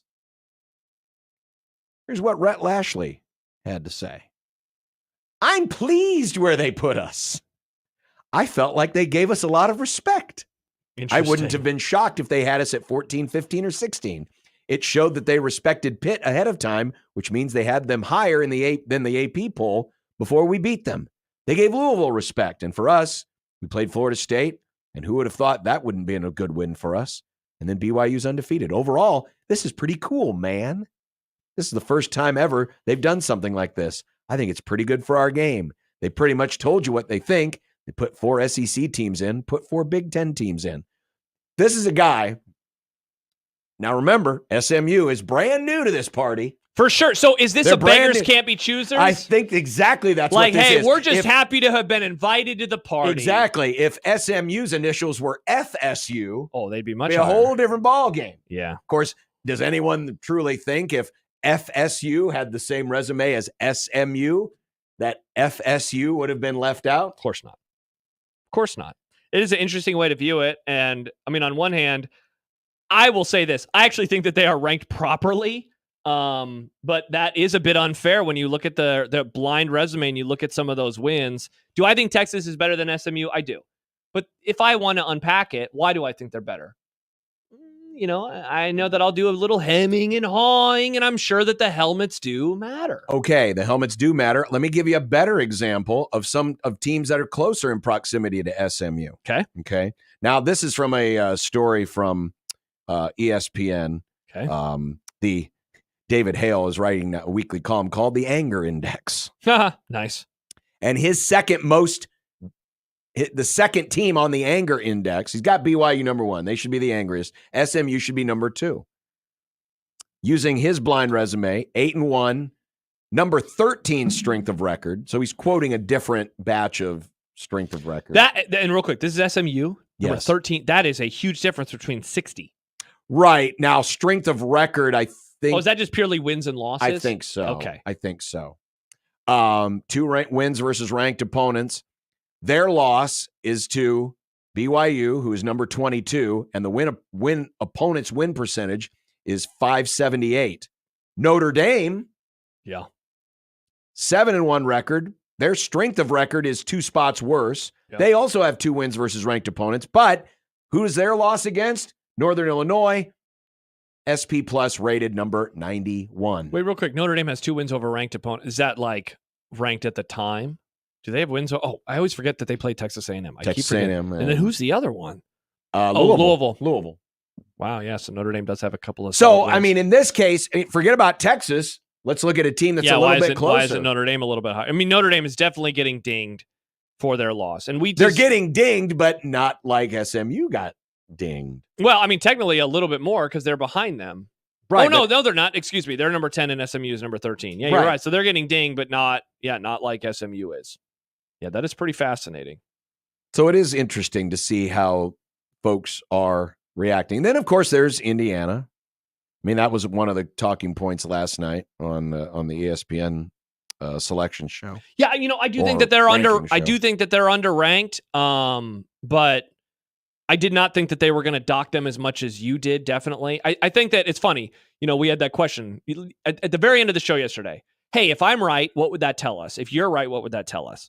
Instead, they're in the middle. And I think that this tells us, for the most part, they are controlling their destiny. As long as they don't lose a couple, they are controlling their destiny to get into the playoff. I think that they can go 11-1, not make the Big Ten championship game, and go to the playoff. I think an argument can be made. They should at least be behind. That they should at least be ahead of Penn State. I think Penn State is overvalued. Could not agree with you more. Penn State is overvalued. I think Indiana should be in the same conversation as Miami. That's the thing that I look at. Look at those two teams. You know, Miami probably has a better win in there or two. They do have the win over Louisville, right? And so they definitely have better wins. They have a top 25 win, whereas Indiana does not have a top 25 win. But, you know, and it's so funny. Year to year, week to week, they care about some metrics more than others. But the game control, or, you know, I just keep looking and say they're whooping ass every week. Mm-hmm. Indiana has that, and Miami doesn't. And so I'm a little surprised that that Miami is as high as they are. I definitely think you could make an argument for them to be behind, you know, a one-loss team. Though, you know, you look at Texas, who have you beat? Penn State, who have you beat? Tennessee at least has beaten Alabama. But with the other two, you know, it's funny for a top 10 that I think is fairly strong. The upper crust, or maybe not the very upper crust, because Oregon has the win over Ohio State, and Ohio State has the win over Penn State, and Georgia has the win over, who do they have the win over that's really good right now? They have Texas. Then you get to that next group of teams, and it's like, you really don't have any of those killer wins right now. Right. And so, like, does that come to bite any of those teams, especially if they are to suffer a second loss? Texas, you know, I mean, they're 5 right now, man. They should be feeling fairly good, but if they were to lose another game, you know, if they lost the A&M game, who would they beat? Who would they have beaten by the end of the year? They wouldn't have that great win. Alabama, for the whole rest of the year, no matter their record, is going to have the Georgia win in their back pocket. Georgia's going to have the Texas win. Oregon is going to have the Ohio State win. Ohio State's going to have the Penn State win, and maybe even Indiana. But, Texas, they're kind of living on a very thin line right now. When you look at, and K Ford did this morning, he's got, now he has his power rankings, but he also does a most deserving, which is a straight resume. There's no numbers baked in from last year or anything like that, but it's most deserving. And he's got a list here of all the teams that were over and under ranked. Okay. Interestingly enough, he's got Indiana, Tennessee, and Penn State, those teams in the middle, all saying, hey, they're ranked basically where they should be. Fascinating. Of the teams that are overranked, SMU is one of them. Oregon is one of them. Oh, wow. Ohio State is one of them. And look how... And by the way, Oregon is overranked, he says, by 2 spots. So he's saying they should be 3rd. And look at how you keep moving to the left. Texas. Yeah. Texas overranked. Again. Boise overranked. Notre Dame overranked. So he's saying Notre Dame should be 16. Somewhere in there, yeah. That's pretty fat, right? Because that's what that means. They're overranked by 6 spots. So they should be 16 because they're 10 right now. And if you looked at the underranked teams... Hey, BYU shows up. 5 spots. So he's saying they should be number 4. Yeah, BYU's underranked. Pitt is underranked. LSU is underranked. Iowa State, there's your question, Nick. They should be at least 3 spots better. Thank you. But Georgia, Alabama, Miami, Texas A&M, all in that area. So, and again, this is based on, his numbers, but it is fascinating to see. Now, I think one thing to watch for, especially after this week, you have Alabama playing LSU. Elimination game. LSU is just 3 spots outside in the first 4 out. Yep. And Alabama is barely in. Barely in. They're the last team in of the non-conference. They're the last wild card. How will let's say LSU wins? Okay. Do they basically replace Alabama and jump Boise because they're behind Boise right now? Yeah, I mean, it'd be a better win than Boise has. Exactly. Yeah, so they probably flip. But I think there'll definitely be some flipping in there. Yeah. I'm trying to think any other major games. Well, this see, week. in the next 2 weeks, Georgia and Tennessee is this week, right? No, Georgia, Tennessee is next week. Ole Miss, Georgia, though. Ole Miss, Georgia is and this so week. Ole Miss is another one. And Ole Miss could be another one. Let's say both LSU and Ole Miss win. Oh, that would be massive. Yeah. If both LSU and Ole Miss win, it's really going to.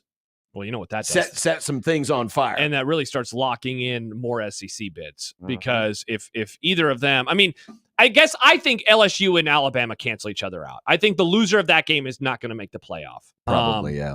Georgia losing to Ole Miss, though, and I don't want to say it would guarantee both teams make it in, but it really would set up that both of the teams get in. If you're hoping, again, if you're someone who's like, I don't want as many SEC teams in, you should be rooting for Georgia this weekend because I think a third loss, Ole Miss would not have any good wins then by the end of the year, or any wins that they could claw back in with. But a win over Georgia it'd be quite the feather in the cap. The other thing that I'm looking for is Boise and how they treat them versus the lowest ranked ACC team or Big 12 team, because as we talked about yesterday, I think there's a very real chance that they are a top 4 seed because of being a top 4 conference champ, if you will. Mm-hmm. They are not that far behind BYU, as we just discussed. They are ahead of other Big 12 schools like Iowa State, like Colorado.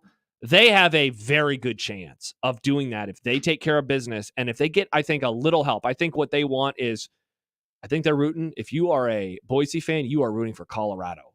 You're rooting for Colorado to win the conference and be the 5th ranked conference champ, and you somehow get up into the 4th ranked conference champ, and then you get a bye into the quarterfinals. That's what Boise State is rooting for, in my opinion. It's very much in play. Would I predict it to happen? No, but it's very much in play. One thing that we should be rooting for. A few years ago here on this program, we celebrated. There was a long shot. Oh, I just broke that pen. Wow. We celebrated a long shot possibility called SEC coin flip. We did. Mm-hmm. Well, there is a scenario out there which I am dubbing SEC coin flip the next generation. Oh, it's Star Trek. These are the results of 5 games if they go a certain way, Wild. for example, Texas losing to Florida. Now, I also put the K-Ford odds in there. Long odds. Only 10% chance of Texas losing to Florida. But look at all these others. Georgia losing to Ole Miss. Wait, real quick. He Yeah. has that as a 57% chance of happening? Yeah. He has Ole Miss as a favorite? Yeah, Ole Miss is up there in the power rankings, and they're at home. Wait, what? Are you sure? That's what it says. You didn't type that one in wrong? That's what it says. Nick, are you in agreement with John here? Do you think that this is correct? It feels correct. Wow. Sorry, John. I did not mean to disagree with you. Yeah, I didn't realize he had Georgia that low in the SEC. I understand. I understand your pause, Josh. But see, the thing is, Ole Miss is 5 in his power I rankings. didn't Georgia's realize they were that 4, hot yet. and it's an Ole Miss home game. Wow. Okay. That's why. Interesting. Anyway, keep LSU losing to Bama, 64% chance. Yeah. Tennessee losing to Georgia next week, 63% chance. Okay. A&M losing to Texas on Thanksgiving weekend, 68% chance. If those 5 things happen and Missouri wins out, you would have an 8-way tie in first place. Alabama, Georgia, LSU, Missouri, Ole Miss, Tennessee, Texas, and Texas A&M. Tennessee losing to Georgia feels like it's too high of a percentage to Which me. one? Tennessee losing to Georgia. Tennessee's kind of been weird this season when it comes to games. Well, so is They just Georgia to a win. degree. All right, John, say these again. I'm going to put together the odds. parlay? Yeah, parlay. So you got Florida beating Texas. Florida over Texas. You got Georgia beating Ole Miss. No. Ole Miss beating Georgia. Georgia has to lose to Ole Miss. Oh, whoops, I screwed up. All right, just a sec. Let's restart this one. Okay, so Florida beats Texas. Florida beats Texas. Ole Miss beats Georgia. Okay. Alabama beats LSU. Alabama beats LSU. Then But what do we now got? we're going into the future. These lines might be available, though. Tennessee. Georgia over Tennessee. Okay, I have that line. And? Texas over Texas A&M. Okay, so that one is not available. Bummer. Sad. Oh, and one of these cannot be correlated because I think it involves Georgia twice. Bummer. Yeah. All right, well, I can't give you... Now, I'll give you this weekend's. So this weekend. So for the 3 games I mentioned, Florida, Texas, Ole Miss, Georgia, Bama, LSU. So Florida is plus 1,100, 11 to 1 odds. Ole Miss is plus 110. Alabama is actually a favorite. They're minus 138.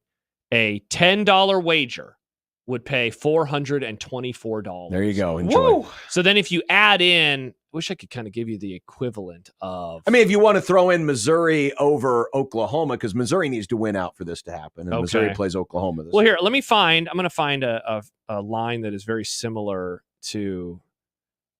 Basically what I'm doing is I want to try to find a line that is similar to the Georgia-Tennessee, which is essentially minus 300. Okay, here we go. Pitt is minus 285 this weekend versus Virginia. What do you think the line would be for Texas and Texas A&M? Like a point and a half, 2.5? I bet it'd be at least a field goal. For who? Texas? Yeah, well, what's the percentage chance? Well, it's 68%. Well, that's similar to the Ole Miss Georgia line then. It can be, yeah. And would you need the dog in that or the favorite in that game? In the Texas A&M game. Texas is favored. So we need the favorite? Okay.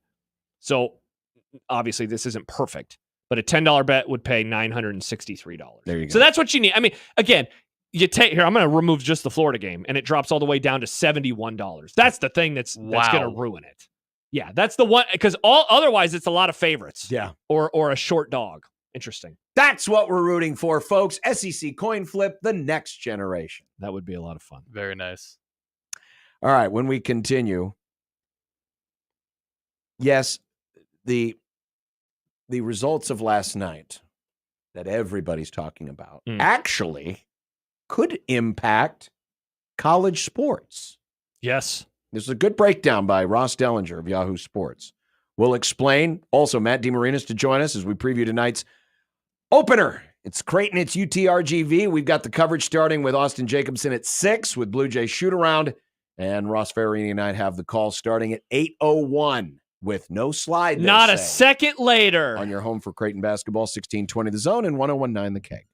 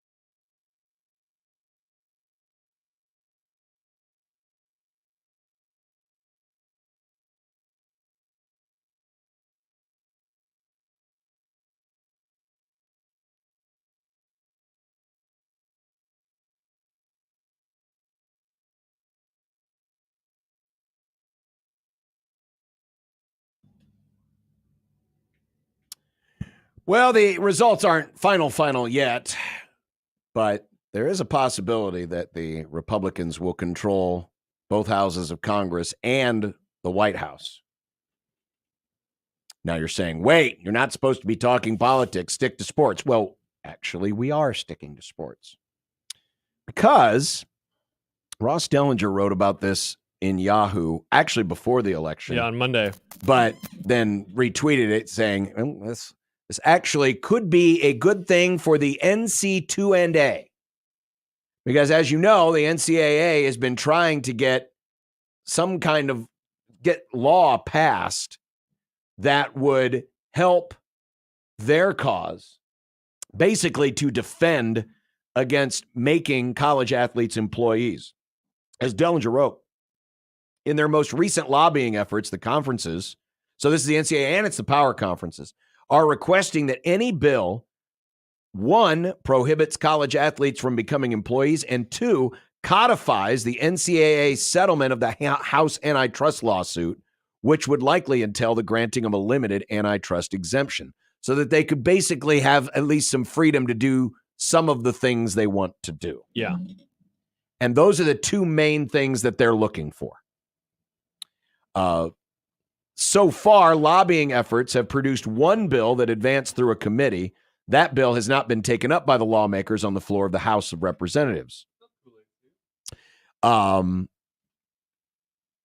remember, all of that was taking place under the umbrella of you had a Democrat-controlled Senate, you had a Republican-controlled House. Now, the House vote's not done yet. There's still outstanding races out there. It's going to be close. It's going to be very close. Yeah, either way. It's going to be very close. But there is the possibility that both houses would fall under the GOP, to which, as surmised by Dellinger, this might help push through legislation. Now, keep in mind, the GOP will not have a filibuster-proof majority. But will this piece of legislation, will it be as vehemently debated as others? I don't know. But it was interesting that one of the best allies the power conferences and the NCAA has is Ted Cruz. Ted Cruz, who won re-election last night in a hard-fought race against, ironically enough, a former football player, former Baylor linebacker, Colin Allred. So he's there. Yeah, he said Cruz, and this is going to the Dellinger story, has publicly said he'll make college sports legislation a very, very high priority. And these are Dellinger's words now. Even if legislation leaves the committee, it must be bipartisan in nature to get the approval of a full United States Senate. The election results are not expected to give either party a significant advantage, and obviously we know that now to be the case. Right. So they have the majority. They do not have a 60-vote threshold majority. No, that is true. Filibuster proof, like you said. Tom McMillan, who's a former congressman who's been one of the head lobbyists for the college sports bill, was quoted in the story. And again, this was done before yesterday. If Republicans take the Senate and the Democrats take the House, it's going to be difficult to get stuff done. If the Republicans have a clean sweep, they could get all the agenda done. The more likely scenario is a split government, and it's going to require hard work to get a compromise.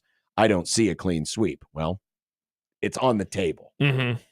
So it is worth watching. Yeah, and I said this to you a little bit earlier today. I still am questionable that can happen, that this can rise. Like that, Cruz says it's very, very important for them. I don't know. I'm still questionable that this is the group that is going to do that. In the end, it's funny how they are so different politically, the left and the right, and yet there is they come to an agreement on athletes making money, but for different reasons. Mm-hmm. And so ultimately the question is, what does that look like? What are they able to get? I mean, codified into law would be, quite the thing for the NCAA. Absolutely, because that's what they're looking for. They're looking for protection from lawsuits. Exactly. Now, they're not going to get a blanket protection. They're not going to get an antitrust deal that's stronger than what major sports have, like the NFL, for example.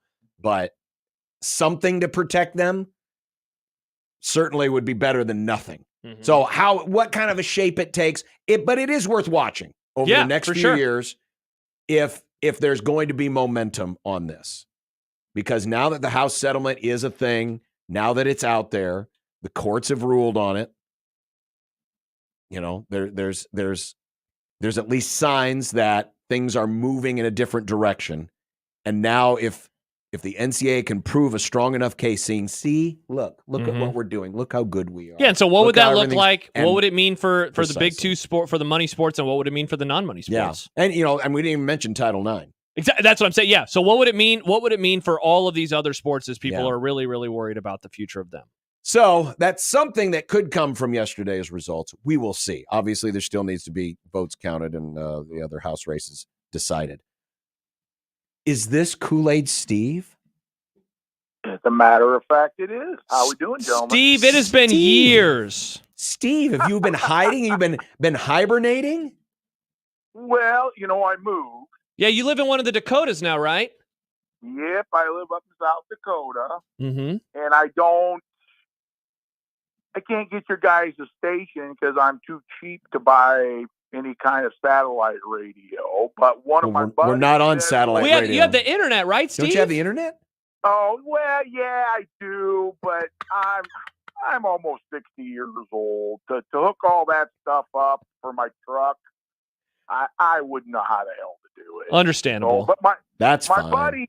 My buddy texted me a little bit ago, and he said, well, they mentioned, because I called in earlier this morning, and I don't know if you guys heard that. But no, we heard about it, though. Yeah, we haven't talked with Kool-Aid Steve in a long time, and we miss him. Yeah. And it's nice to be missed. I'm sure it is. Or however we want to term it. So you got a second to talk about this consultant that we just hired? You mean Dana Holgerson? Yeah, what are your takes, Steve? You hire a consultant because you're scared to hold whoever should make those decisions accountable. Mm. And if they hire him, I hope it comes out of rule salary. What if I could sell you, Steve, on the possibility that they hired him because next year he'll be calling the plays? He'll be taking someone's job. Well, yeah. Satterfield, I mean, there's, I don't know. I didn't think it was a good idea at the beginning of the season to give the starting quarterback to an incoming freshman. They probably had to make that guarantee to get him to come here. But how many programs bring in a true freshman and change their offensive philosophy and do well? I have a bet with one of your old cohorts that played running back for Nebraska that I didn't think that they would win 6 games. And, I kind of go out on a limb and make bold statements. And for whatever reason, they come true quite often. I'm not going to blow my own horn. But last year I made a bet with them that I said Colorado would beat Nebraska by, I think it was 18 points. And you won that one. Yep. And this season is headed down the road as last season. And I truly think that, and I said this at the beginning of the season, I don't think Raiola will be here 2 years, whether he plays superb or he plays poorly. And truly, I feel sorry for the kid. He is got talent. But for 20 years, our offensive line has been so piss poor. He doesn't have time to do anything. Our receivers are excellent. I mean, but there are aspects that are not improving. The kicking game, right? Yep. Special teams. What have we had? 5 kicks blocked this year? Yes. Okay. Now, we also, on 4th down, I think are 4 for 18. If you're under 25% on 4th down, you kick the freaking ball away. Either punt it or make a field goal. And if you don't have somebody that can make a field goal, have open tryouts or go to the girls' soccer team and get somebody that can kick a 30-yard. I mean, they did make. Field goal. They have made their last 3. They have made 3 in a row. They have made their last 3. So they're working. No, he just missed an extra point. Made the last 3 field goals. Field goals, yeah. Well, that's what. Steve. Okay, Steve, we Let's got it. just talk about rainbows and unicorns. Well, I know, and some about birds and bushes and something in a hand and whatever. Steve, we do have to run because we got a segment coming up. Great to hear from you again. Don't be shy next time. Yeah, get the internet, Steve. Yeah, and get the internet. All right, okay. All right, we'll see you. Bye, Steve. Kool-Aid Steve. That was kind of a throwback, softer, gentler Kool-Aid Steve. I mean, he was still kind of braggadocious. Well, he was starting to ramp ramping. up. He was starting to ramp up. He's not like Vincent Napa with the bloody knuckles, but he was definitely starting to ramp a little bit. Matt DeMaria is going to join us next from White and Blue Review. The Jays open tonight against UTRGV. You'll be able to hear the game pre and post as well right here on 1620 The Zone. Nick Grimm for Circa Sports Iowa. It's never too early to get your picks in for the football weekend, and Circa Sports Iowa is your sports book for all things football, both pro and college. From the props, the live in-game lines that update every single break, and of course, the tight money line splits, there are so many opportunities just waiting for you right now. Let's look at a few of those tight money line splits for this weekend, shall we? The Commies are minus 143 to beat the Steelers, and the Steelers, on the other hand, plus 127. The Falcons minus 190 over the Saints, and on the college front, UCLA is plus 200 to beat my Iowa Hawkeyes.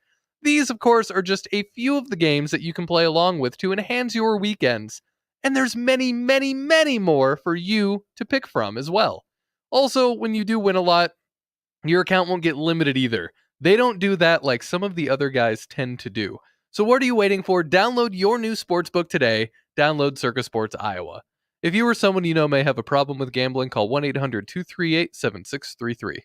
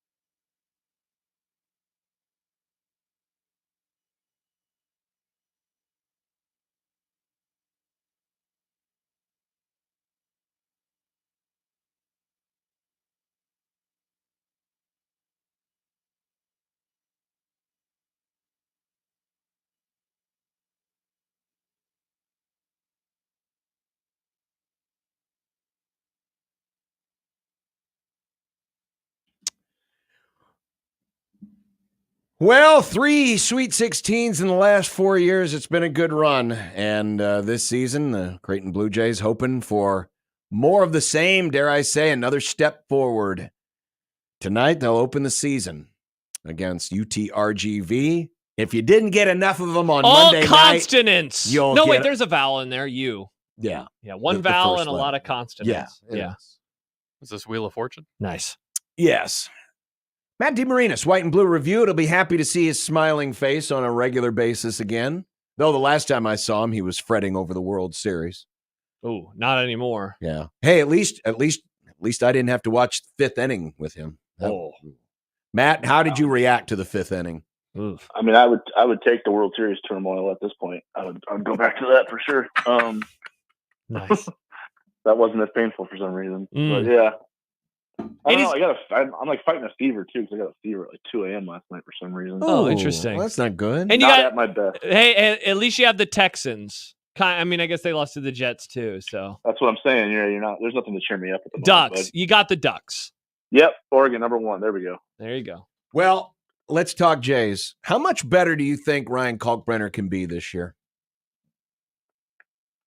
Yeah, I guess that's how close is he to his ceiling, right? Yeah.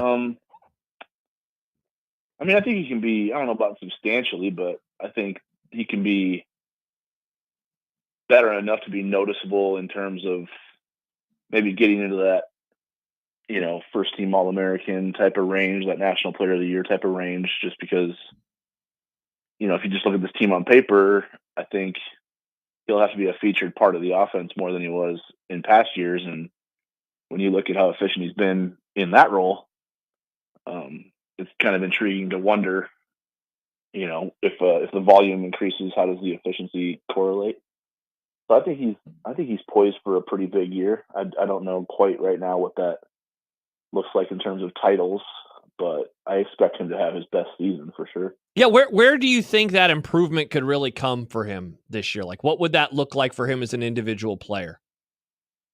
Yeah, I think it's just being featured intentionally more, as opposed to just kind of running the system and letting the ball kind of dictate who gets the shot. I think they'll be more intentional this year in terms of getting him looks, getting him post-ups, getting him touches.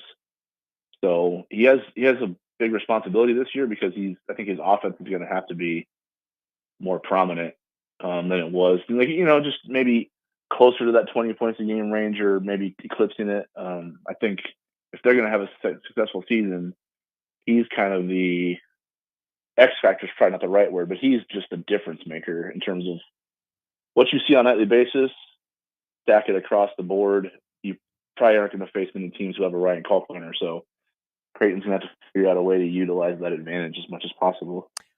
Harder to do because A, that's kind of what teams are expecting, and B, you've surrounded this. I mean, there's a lot of new good shooters on this team who aren't afraid to take a shot. Or is it easier, perhaps, because you don't have a Shireman, you don't have a Trey Alexander, and so maybe the idea will be, well, let's go to our comfort zone a little bit earlier. That'll be the $1 million question. I mean, Trey and Baylor are in the NBA right now, so you have to temper expectations in terms of what you're expecting out of the wing production this year, because it's just not as known of a commodity as it was the past 2 seasons. So I think there's a lot on their shoulders. There's a lot on his shoulders because he has to produce at a higher rate than he has in his career. But there's also a lot on the cohesiveness of that, that wing core, that guard core, with getting, which kind of just playing with him, playing off of him, using his gravity and all those sorts of things. So I think that's going to be the one intriguing part of this season is what is the ceiling of this offense when it gets clicking, and how long does it take them to do that? Because, I think a lot of people are seeing, what they did against Iowa State in terms of scoring and what they did against Purdue, obviously. But and while they're not wrong in terms of how impressive it was to put up those type of numbers against those teams, I would caution against that being translating to game action when teams are really scouting your tendencies, really trying to take away your strengths and play to your weaknesses. So there's still going to be some question marks that need to be answered in terms of the personnel around Kalkbrenner. And I think that'll be the kind of the intriguing part of watching this season play out. Hey, Matt, speaking of questions being answered, as Tommy Niemitz pointed out earlier today in his primer, of their 31 games and 5 of their 11 non-conference games, they are classified as Q1. So quite a bit of them. But obviously it does not start in the next few, right? In the first 4. Yeah. So what questions do you want to see answered, or are you hoping to get answered as you have a better handle on things? Because Game 5 is Nebraska, and then after that, they're playing some really good teams. Yeah, that's kind of been Greg McDermott's MO, is when he feels like he's got, a lot of veterans or a lot of talent, he just kind of thinks that he feels like he owes it to them to play the best teams in the country. And, so I think that goes into the philosophy of why it looks that way. And honestly, I think, just from watching them practice the last couple of days, I think, Rio Grande has their antennas up too, just because they're a lot different team than they were last year. And then that Nebraska game a couple of nights ago was, it wasn't it was a 20-point final, but it wasn't a 20-point game, if that makes sense. So, yeah. I think they have 1 or 2 guys back from they have 1 guy back from their main rotation last year. They have a new head coach who was at, Louisville with Chris Mack and BYU with Mark Pope recently. So he's got the ability to kind of figure out ways to score the ball. And then if you look at the way they operate, last year they were in the 300, 350 range in terms of the amount of threes they took and the amount of points they scored off those 3-point shots. And then the other night against Nebraska, I think they had 66% of their shots came from 3, and 58% of their points came from 3. So it's a different situation in terms of the personnel you're dealing with. And they also have a big man who can stretch the floor and is a willing shooter. Like, he wants to get them up. So that's kind of always been a challenge for Creighton's defense, because they're built to send you to the lane and send you to the rim. Well, this team doesn't want to do that. So how can Creighton, the challenge there is, can Creighton execute their principles defensively and take a team out of its comfort zone? So even though I think Creighton's a 30-point favorite tonight, I think it's going to be a challenge in terms of schematics and how well Creighton can execute that. But to Josh's point, there's no question that, these are the games that they're most likely going to win comfortably until they get, to that Thanksgiving range. But the lesson learned from the other night is, like, outside of Marquette and St. John's, the rest of the Big East had games where they should have won comfortably and didn't. Correct. I think that's got to have Creighton's antennas up, as I said before, because you got to take everyone seriously. Otherwise, you're going to end up with a loss that you can't afford. Certainly, Mac talked about it a lot, both after the Iowa State scrimmage and the Purdue scrimmage, about playing defense. The difference between the last 4 years, or 4 or 5 years, and the time before that was the reason why Creighton has gotten where it's gotten is they have improved dramatically on defense. Now, when you have a guy like Kalkbrenner, it certainly helps. We know he holds the key to Creighton having defensive success, but who beyond that do you think, allows Creighton to threaten to have the same success on defense commensurate with last year? Yeah, that's a really good question. I was trying to answer that definitively in my own mind, even, this week as I watched them kind of prepare, because that's definitely the area they're tinkering with the most. Maybe that's not the right word for it, but they're definitely trying to get that side of the ball to be more effective. And it is like you said, Kalkbrenner is kind of like, in football terms, when you have a wide receiver who can take the top of the defense, you get quarterbacks who, just kind of say, screw it, that he's down there somewhere. That's Creighton's defense in reverse. Like, the guards and the wings always have it in the back of their mind that Kalkbrenner's back there, ready to clean up whatever they send to him. So it's all about how they can get on the same page in terms of the principles of, funneling teams into the lane, not going under screens on, just being scout specific and not paying for it.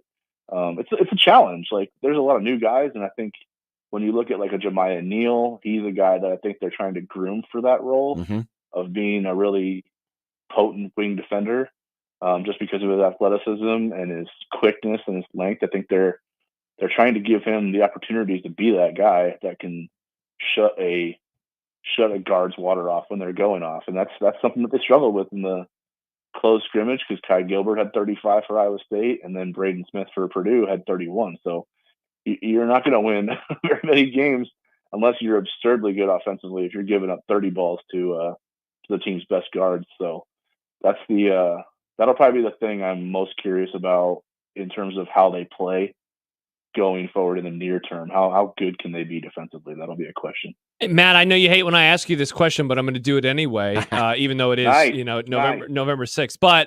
And I'm not going to do blank or bust, but I do wonder what you make or what you would mark as a successful season, given the amount of success that they have had now over the last handful of years. They have had the deepest runs in program history. They were on the doorstep of a Final Four, of course, 2 seasons ago. They make it back to the Sweet 16 last year, and that game got away from them just a little bit. What is a good 24-25 for the Blue Jays? You do love that question. I do. Credit for that. And I don't mean to just dismiss it. It's just so hard to kind of peg that down because I haven't seen what the rest of the country is working with, and that's really the biggest part of it. Yeah, because like how matchup proof is Creighton? You know what I mean? Like Tennessee last year, going into that game, you're thinking like this is a really bad matchup for Creighton, so they have to do X, Y, and Z in order to survive it, and ultimately they didn't. So have they come closer to being less or more matchup proof in terms of who they could face in March? I don't know yet. So I think there's really intriguing personnel, especially offensively. I think Isaac Trout looks like a guy who could have a big role. I think with his shooting and rebounding and the kind of shape he's gotten his body in, it wouldn't shock me if he has a breakout year. Obviously that needs to be done, more than said, but still he's an intriguing guy for me. I thought Jackson McAndrew looked, like he could help them out a little bit against Purdue. So is he a guy that sticks in your rotation? Do you have enough ball handlers to handle pressure when teams try to heat you up? Like, Pop and Steven are obviously guys that would be first in line to deal with that. But is a Jemiah Neal type of guy? Is he a guy that can handle pressure? Is Ty Davis, someone who won't redshirt and could possibly facilitate that role in helping the offense when one or two of those guys is on the bench, I'm kind of running the gamut here. Like, can Fred King be, a guy who helps, 5 to 10 minutes a game to make Kalkbrenner fresher in the end, as opposed to playing 35 minutes a night and him pacing himself, There's a lot of components that could determine their ceiling that I just don't have a great grasp of right now. And in accordance with not knowing what the rest of the country is operating with. I mean, like right now, Duke looks unbelievable. So that's pretty interesting, So like, I just wonder. That's a hard question to answer until I have a grasp of everybody else. I usually get a pretty good feel for it, by January or early February. So I'll ask you then. Maybe come back around then, and maybe I can give you a better answer. Well, honestly, based on the way the schedule's loaded up, starting with Nebraska and basically going right into Big East play, I think you could have a pretty decent answer by the time that first Big East game tips off against Georgetown. No, I 100% agree. They're going to find out a lot about themselves, relatively early compared to other teams who maybe, stack up a cupcake tour in the non-con. So, we'll have some answers sooner than most, I think. Matt does a great job over at White and Blue Review. Check out all of his great work, not only on Jays basketball, but every sport across the board. Of course, volleyball's still steaming along. Women's basketball starts this week. Men's soccer team's got the conference tournament coming up this weekend, and a lot more. whiteandbluereview.com. Matt DeMarinis. Matt, feel better? Hope to see you tonight at the game. Thanks for the time, boys. Good talking to you. Bye, Matt. Matt DeMarinis joining us on the 42 Degrees The Source hotline. Nick, what is Kill Switch Engage? It's a metal band. More metal than Ghost. Yes, John, I know. They're coming to Omaha next March. Oh, awesome. At the Astro. Oh, awesome. I like the Astro. Not the Astro Dome. Nope. No, that's in Houston. Just the Astro. The Astro. I saw Starset there like 2 months ago. Sounds cool. It was cool. You can go to 1620thezone.com right now to win your way into the show. Look at us just giving stuff away. There's a lot of, you really should visit 1620 The Zone every day, not only just to listen to us or catch up on any of the podcasts saying what you missed out on, but the different prizes and stuff we're giving. It's all available. Zone deals. Oh, and the 25th anniversary. 1620thezone.com/25 years. There's pictures there. There are. There's pictures there. We've got Fired Up for Football still to come. We got Mitch Holtis, the voice of the Chiefs, still to come, and Dumb Debates. Stay right there. 1620 The Zone.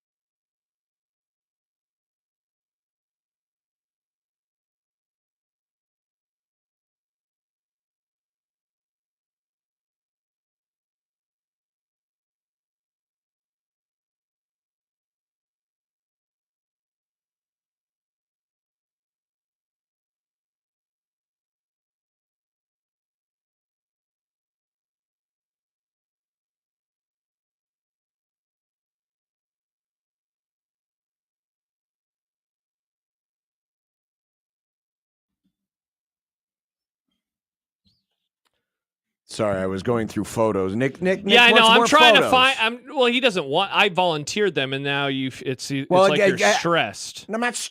That's You seem stressed about finding photos. No, and then, I was just busy. And then Nick was like, "Hey, what's the I was name? just busy. What's this video?" And you just kept saying, "What?" Yeah, he just Well, I don't know what you were saying. You were just You just sent him a ton of stuff, and Nick goes, "John, what is this?" And you're like, "What?" Yeah, Well, yeah, because he just rattled off a bunch of letters and numbers. That's I'm like, what the video That's is. what your That's why I file. asked. Why didn't you rename the file, John? Name your files, you goober. Yeah, that's what he was basically trying to say. Is why didn't you rename the file? I just why didn't know don't what it you was. and you both shut the hell up? Interesting. I can't. John, talking's part of my job. I have so much stuff in there. I don't have time to go through and organize it all. Sorry.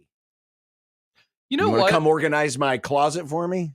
I think I'm over digital pictures. What? I think I'm over not having physical versions of pictures that I've taken. What? Because anything could happen. You know, what if the internet gets shut down? I think I'm going to get a photo album. And now I'm finding photos. I don't even know what this is from. What in the world? See, I'm looking for zone photos in my stuff, but I don't know where it is. Nah, we'll find it later. All right. Anyway. Yeah. Anyway, welcome back to the Grum. Hello. It's good to have you with us. Well, amazing, Daniel. I thought it might go the other way, but I hate Holtis even more now that I have 0 Kansas City fans around me. Wow. That is amazing. That is some hate. Yeah. For those who are anti-Creighton and anti-Chiefs, this last hour, last half hour and the next half hour are going to be tough for them.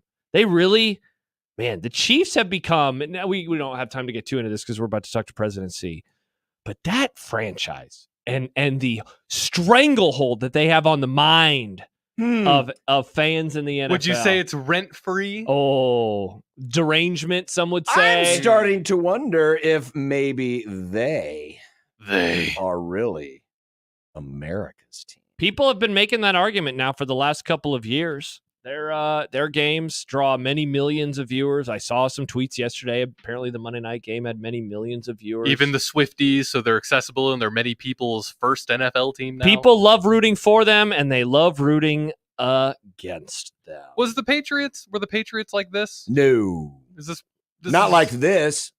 I mean, in terms of good, yes. I mean, but in terms you don't of think they were this hated? I mean, like perception. It's different. See, this is different. Why though. is this different? This is different.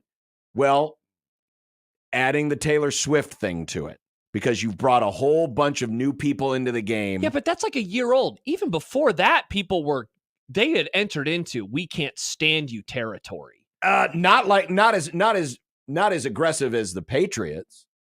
Really? You don't think so? No. So wait, you're saying the Patriots were more hated? They were more hated. But now the Chiefs are more hated than the Patriots were. See, that's the thing about the Chiefs. That's why I'm saying I think they're starting to drift towards MAGA's team or America's team territory because now you've got a lot of people that don't like them because they're successful and you're tired of seeing them. Yeah. But then you've got a bunch of other folks who are like, they love to watch them because of the Taylor Swift factor or the Patrick Mahomes factor. Mm-hmm. And, you see the Andy Reid, Patrick Mahomes, State Farm commercials all the time. Yeah. It's a different dynamic than what we saw with New England. Because with the New England, Brady wasn't doing commercials. Well, you know what they were? They were a joyless winning machine. They were like Alabama in the height of the Saban era where they won, but they did it in a way that people, I mean, first of all, when you have a successful team, there's going to be a backlash. But they did it in a way, the whole do your job, and like it never seemed fun, and it was always vindictive. There was never any joy attached to it. Well, and then later on became the cheating scandals, Deflategate. Oh, yeah. I mean, hell, that happened halfway through. Yeah. Those types of things. Chiefs don't have anything like that.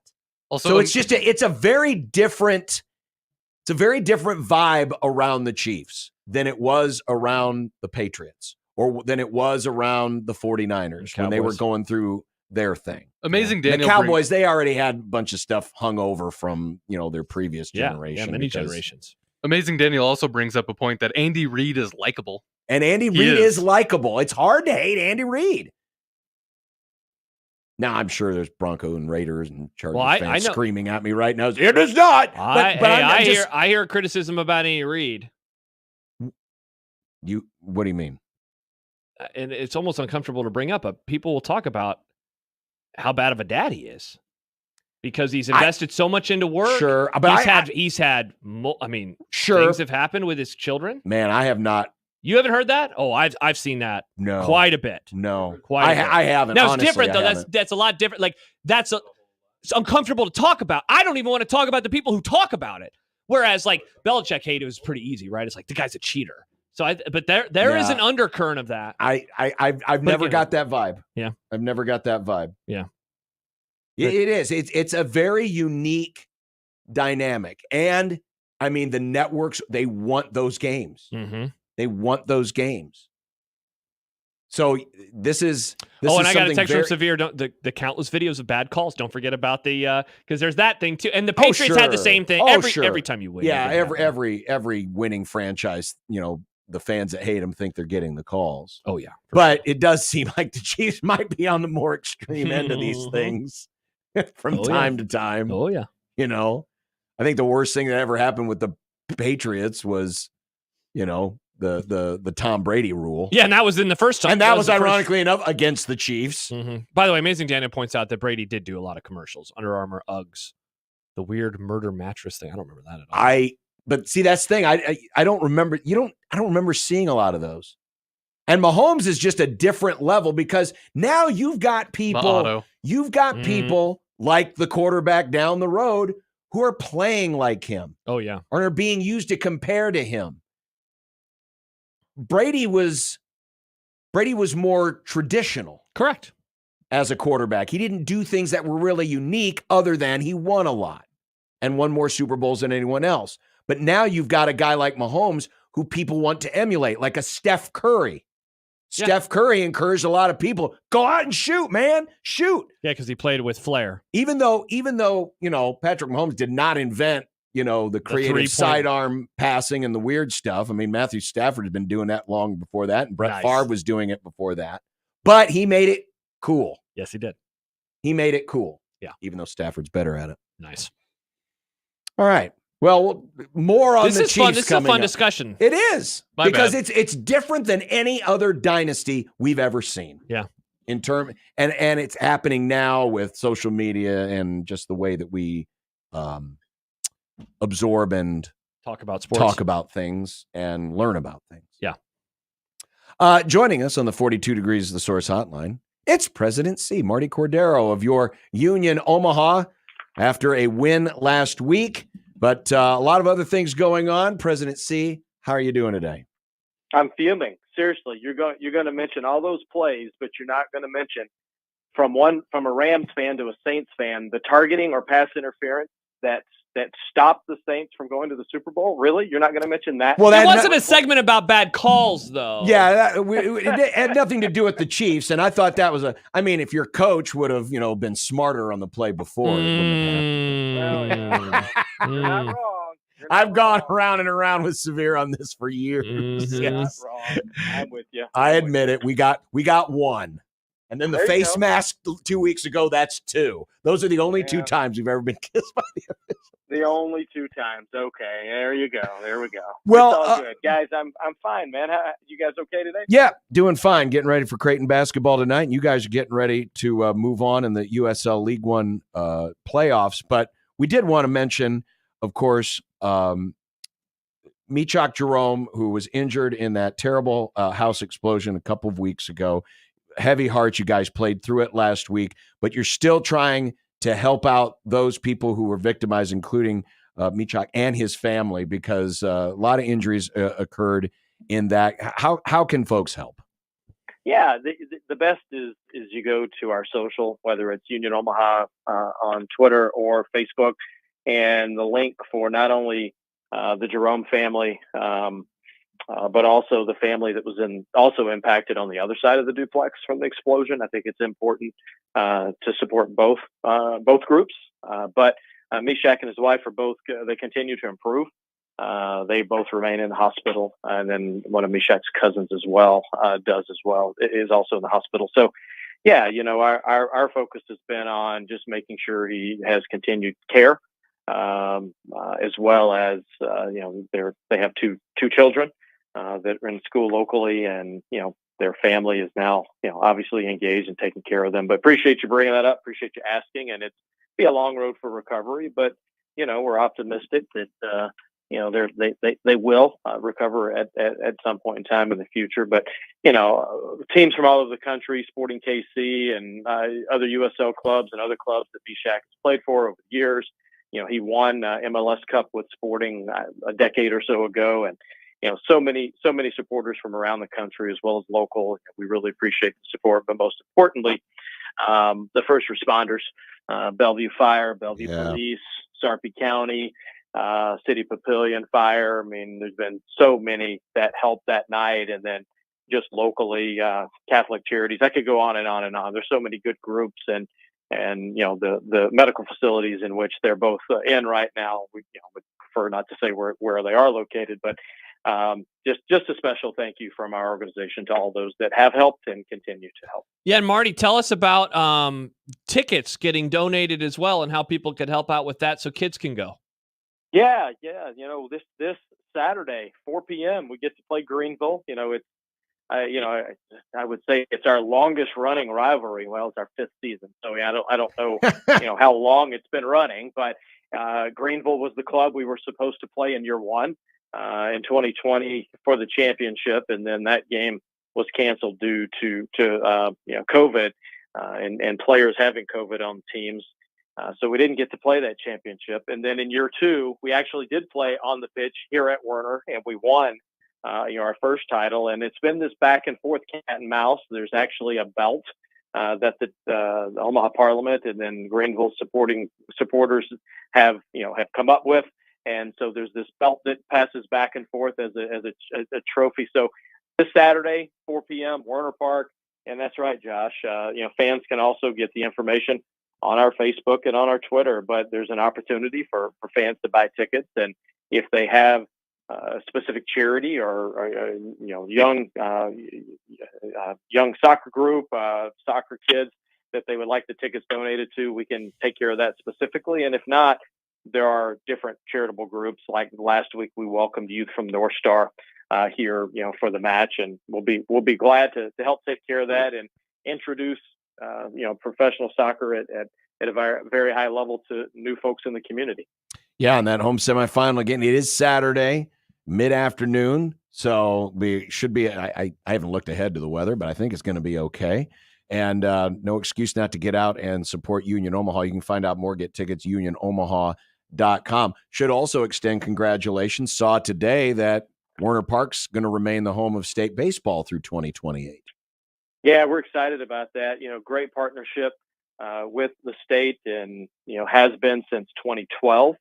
The folks at Sarpy County Tourism, as well as UNO, and finals will either be here or there, and all the games are played here in the metro area. And as the games are now on the championship is on television, we've added Class C. There've been so many things that have been added. Now with this new 4-year deal, we're settling into how can we improve the game? How can we improve the experience? Do we go to single game tickets, or is it single games? Is it pod sessions, or is it still 4 games for a session? Just different things we're looking at to improve. But above all, there's been a lot of great baseball, and you can look at the signees going on to major college baseball, as well as area colleges and JUCOs and even draft picks. So the quality of high school baseball continues to improve in the state, and we're glad to be a small part of that. So again, a reminder, Union Omaha this weekend in the League One semis against Greenville, 4:00 over at Werner Park. You can get your tickets at unionomaha.com. If you want to find out more information on Michak and his family and giving to that fund, visit Union Omaha Social on Twitter X, Union_Omaha. President C, thanks a lot. Appreciate it. Good luck this weekend. And maybe we'll be talking again before the finals. Yeah. Viva Buhos. Be great to talk next week. But let's one match at a time. Let's get Greenville first, and appreciate what you guys do for local sports. Have a great day, guys. You bet. Thank you, Marty. Marty Cordero, Bye-bye. President C of Union Omaha. Coming up next, it is Fired Up for Football on 1620 The Zone.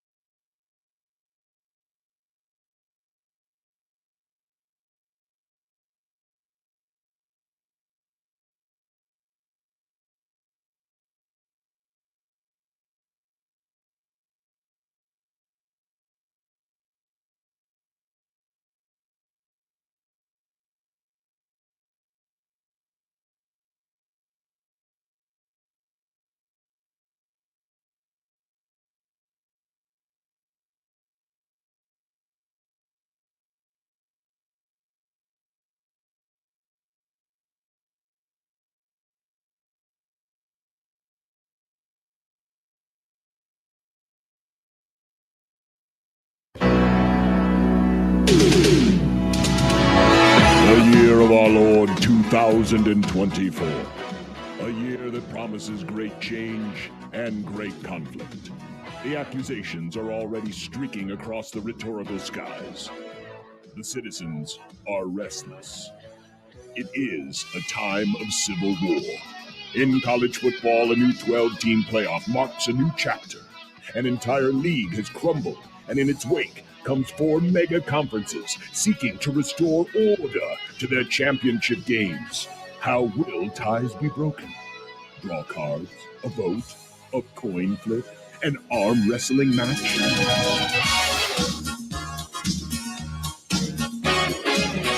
The National Football League brings its own unique drama to this action-packed card. The Chiefs go for an unprecedented three-peat. A new kickoff will restore action to special teams. And Aaron Rodgers will attempt to set a personal Jets record of 6 plays in a single season.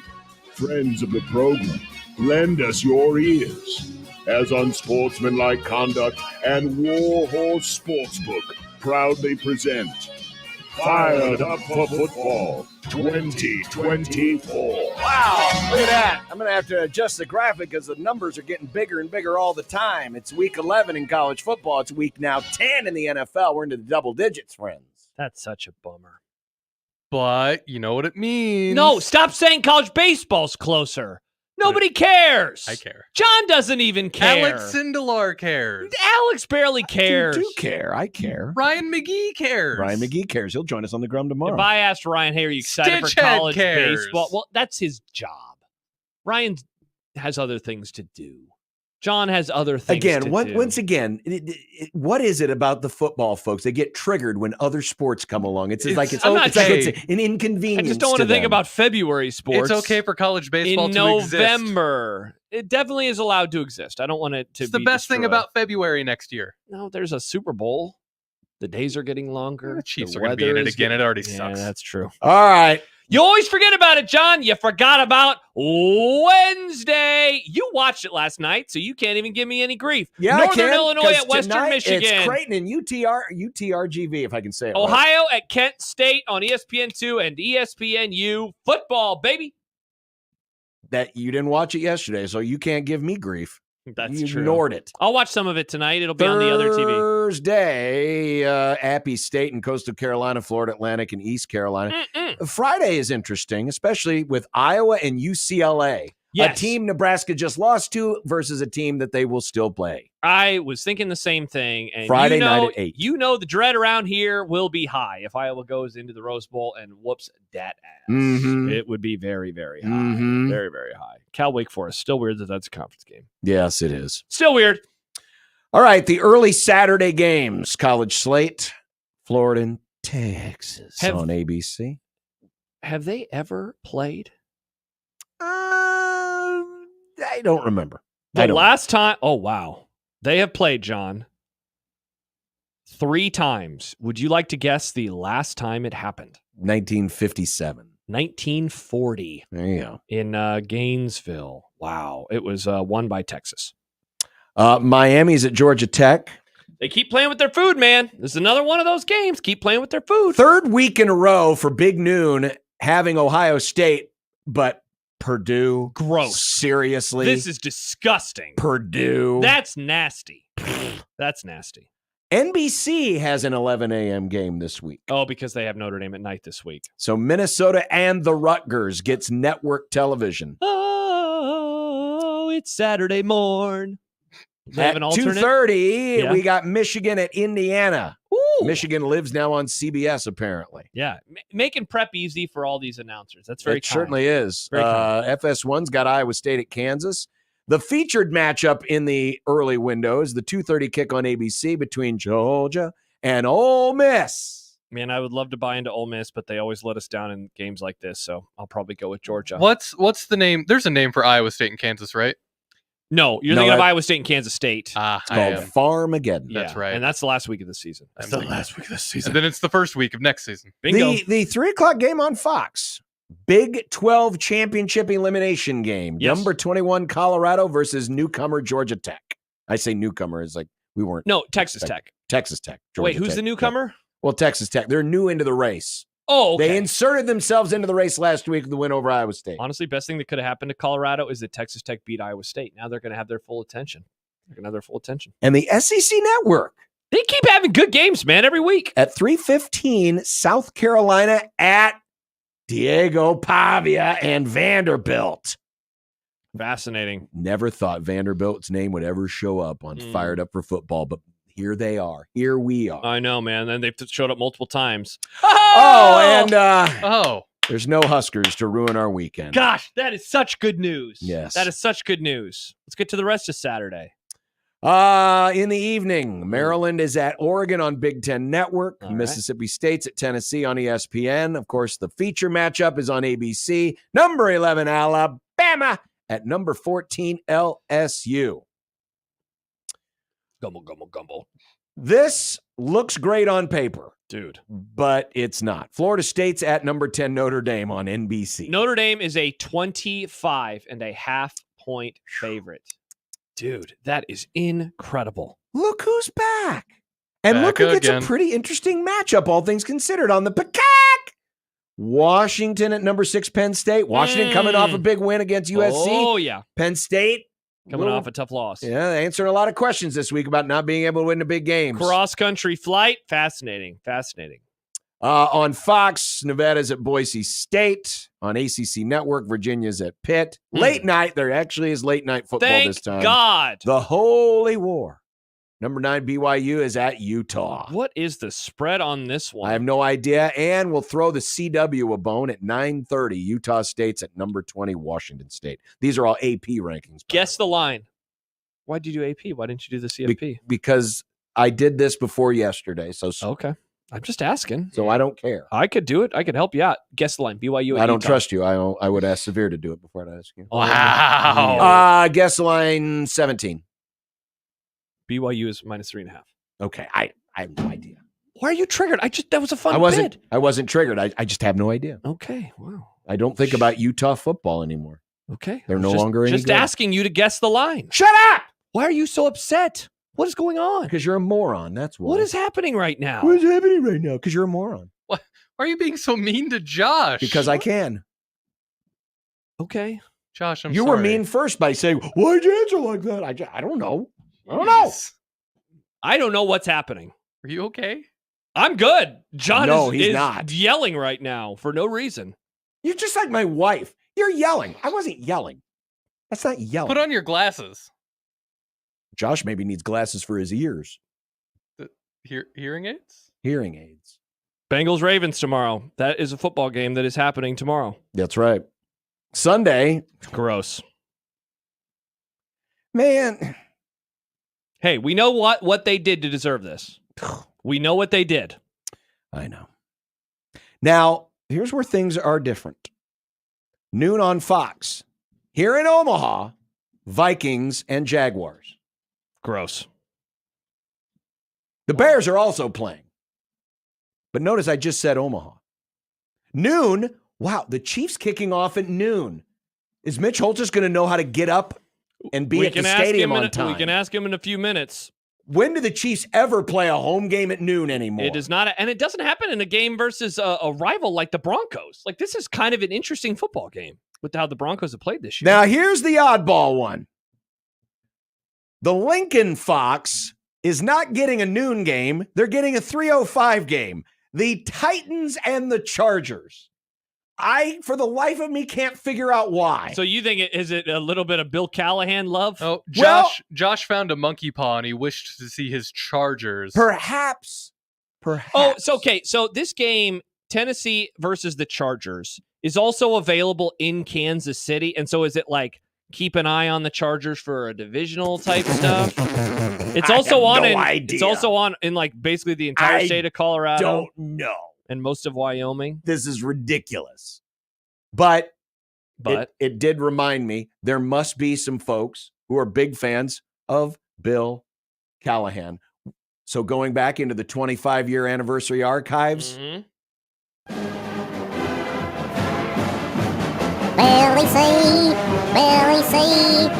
Billy sees the man. He knows how to win the North, but he uses a true offensive the guru. Billy C. Billy C. Billy C's the man. Thank God the vision searched and found you looking for a job. I love you, Billy C. I love you, Billy C. I don't know if I've ever heard that. I don't know the context behind Me that. neither. What's happening here, That's John? the Bill Callahan fight song. Apparently. That was from back in the day. On the scrum. Before you came along. Was it before the And before I came before it was the Grum? Yeah. When it was just a radio show. But that must be the reason. People love People Billy love C. Callahan. They want to see Bill Callahan Every time and they the show him on Titans. TV, people love tweeting about it. And Josh is triggered that the game is on CBS, but it's Eagles and Cowboys. Gross. 325. Lions, Texans on Sunday night. Dolphins, Rams on Monday night. Actually, two of the better games we don't get in market, but if you have YouTube Sunday Ticket, you can see the Niners and the Bucks and the Steelers and the Commanders. That's the game I'll be watching. It's a crime we don't have Steelers Commanders here. I would rather see Jets Cardinals than watch the Eagles Cowboys. Wow, Jets Cardinals. I know. Ugh, all of it's bad. But But it's not, because we got to give it a grade. Which is why I gave it a C-. C-. I like the really good matchups this week. That's why I gave it a B-. But as always, you grade differently. You grade for what we get locally. I grade for the weekend as a whole. Well, but the two games that we don't get locally are good. Steelers Commanders is a good game. It is, but that 11 o'clock time slot is like, bleh. The 11 o'clock? Or the noon. Noon. Yeah. 11 o'clock on the mountain time If you're zone. in Colorado, yeah. College, a B. A solid B. Yeah, I gave it a B. Nick, give it 2. 2.5. Ah. All right, that's 3. Same. That's fine. I couldn't click it fast enough. All right, well, we'll tell Mitch to set his alarm next. 16:20 The Zone.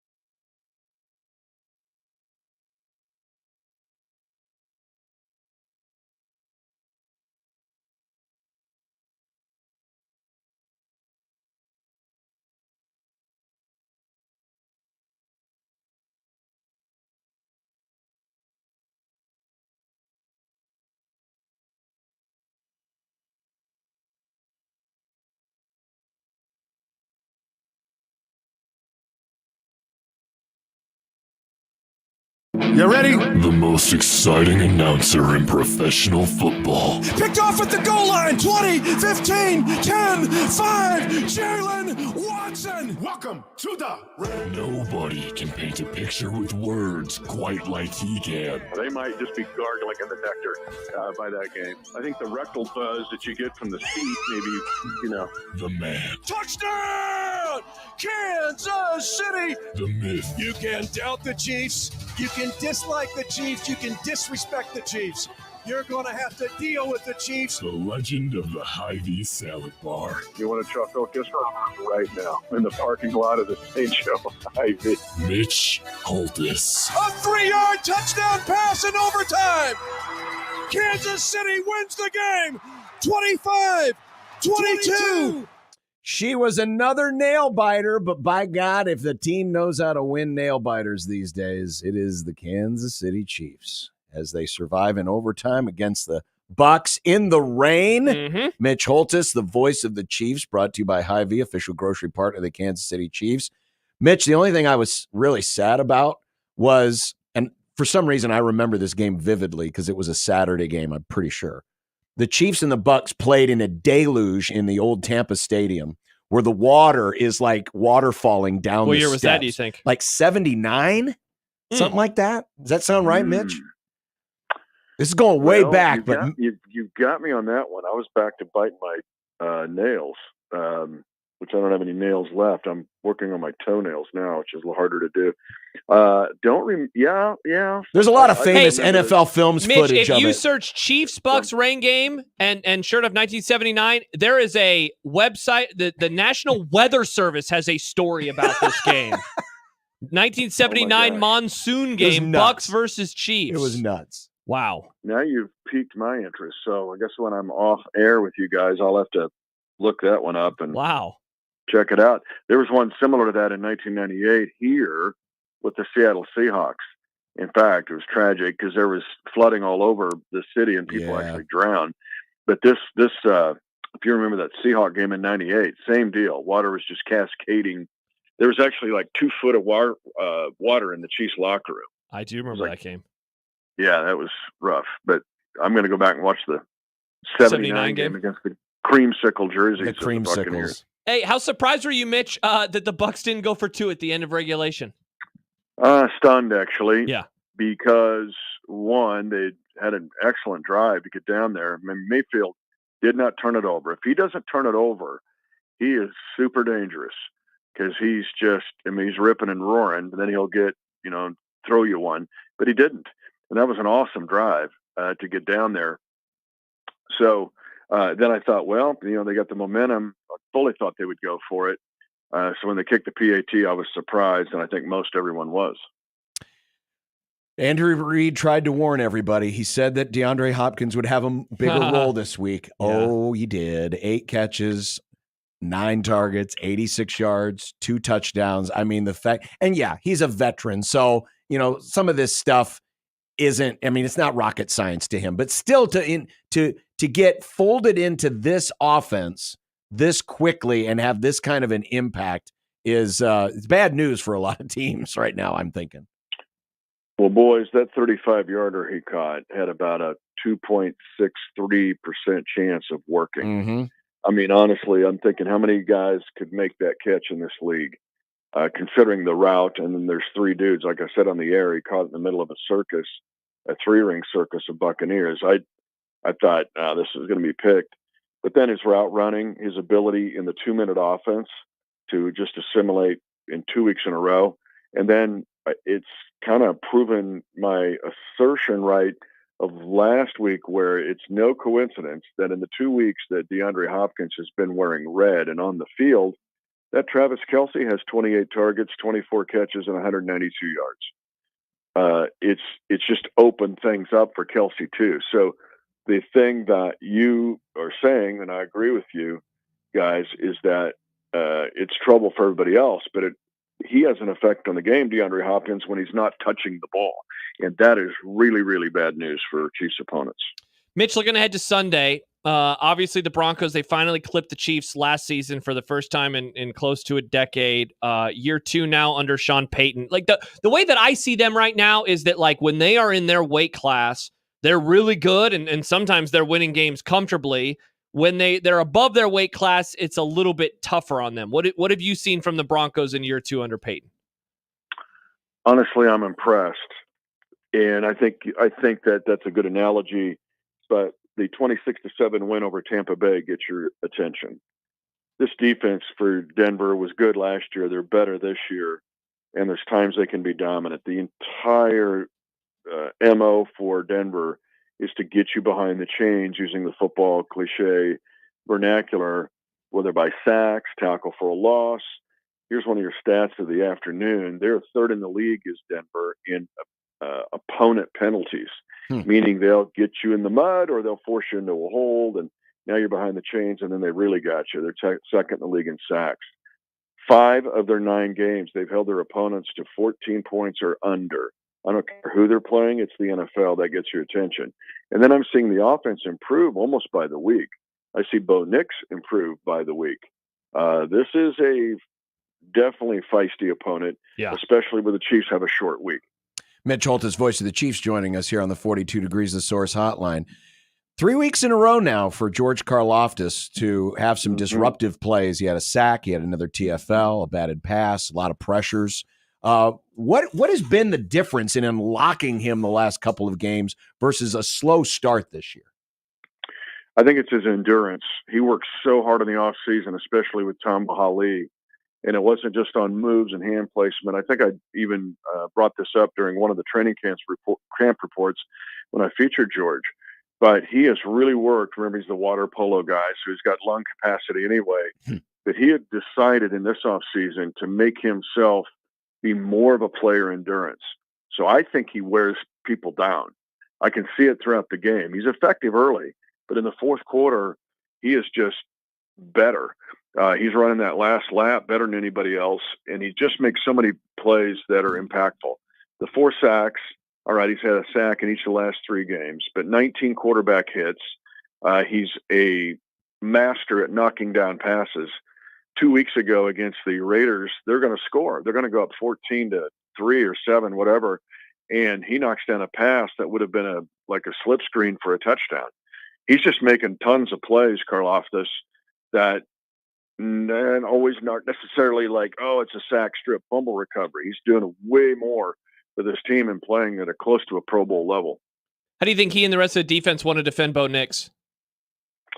Well, you got to protect his run game. Bo's, I'm just sitting here, was grinding on him a little bit. I mean, his ability, you can go back to even his college video at both Auburn and Oregon, and his prowess to run, he's powerful.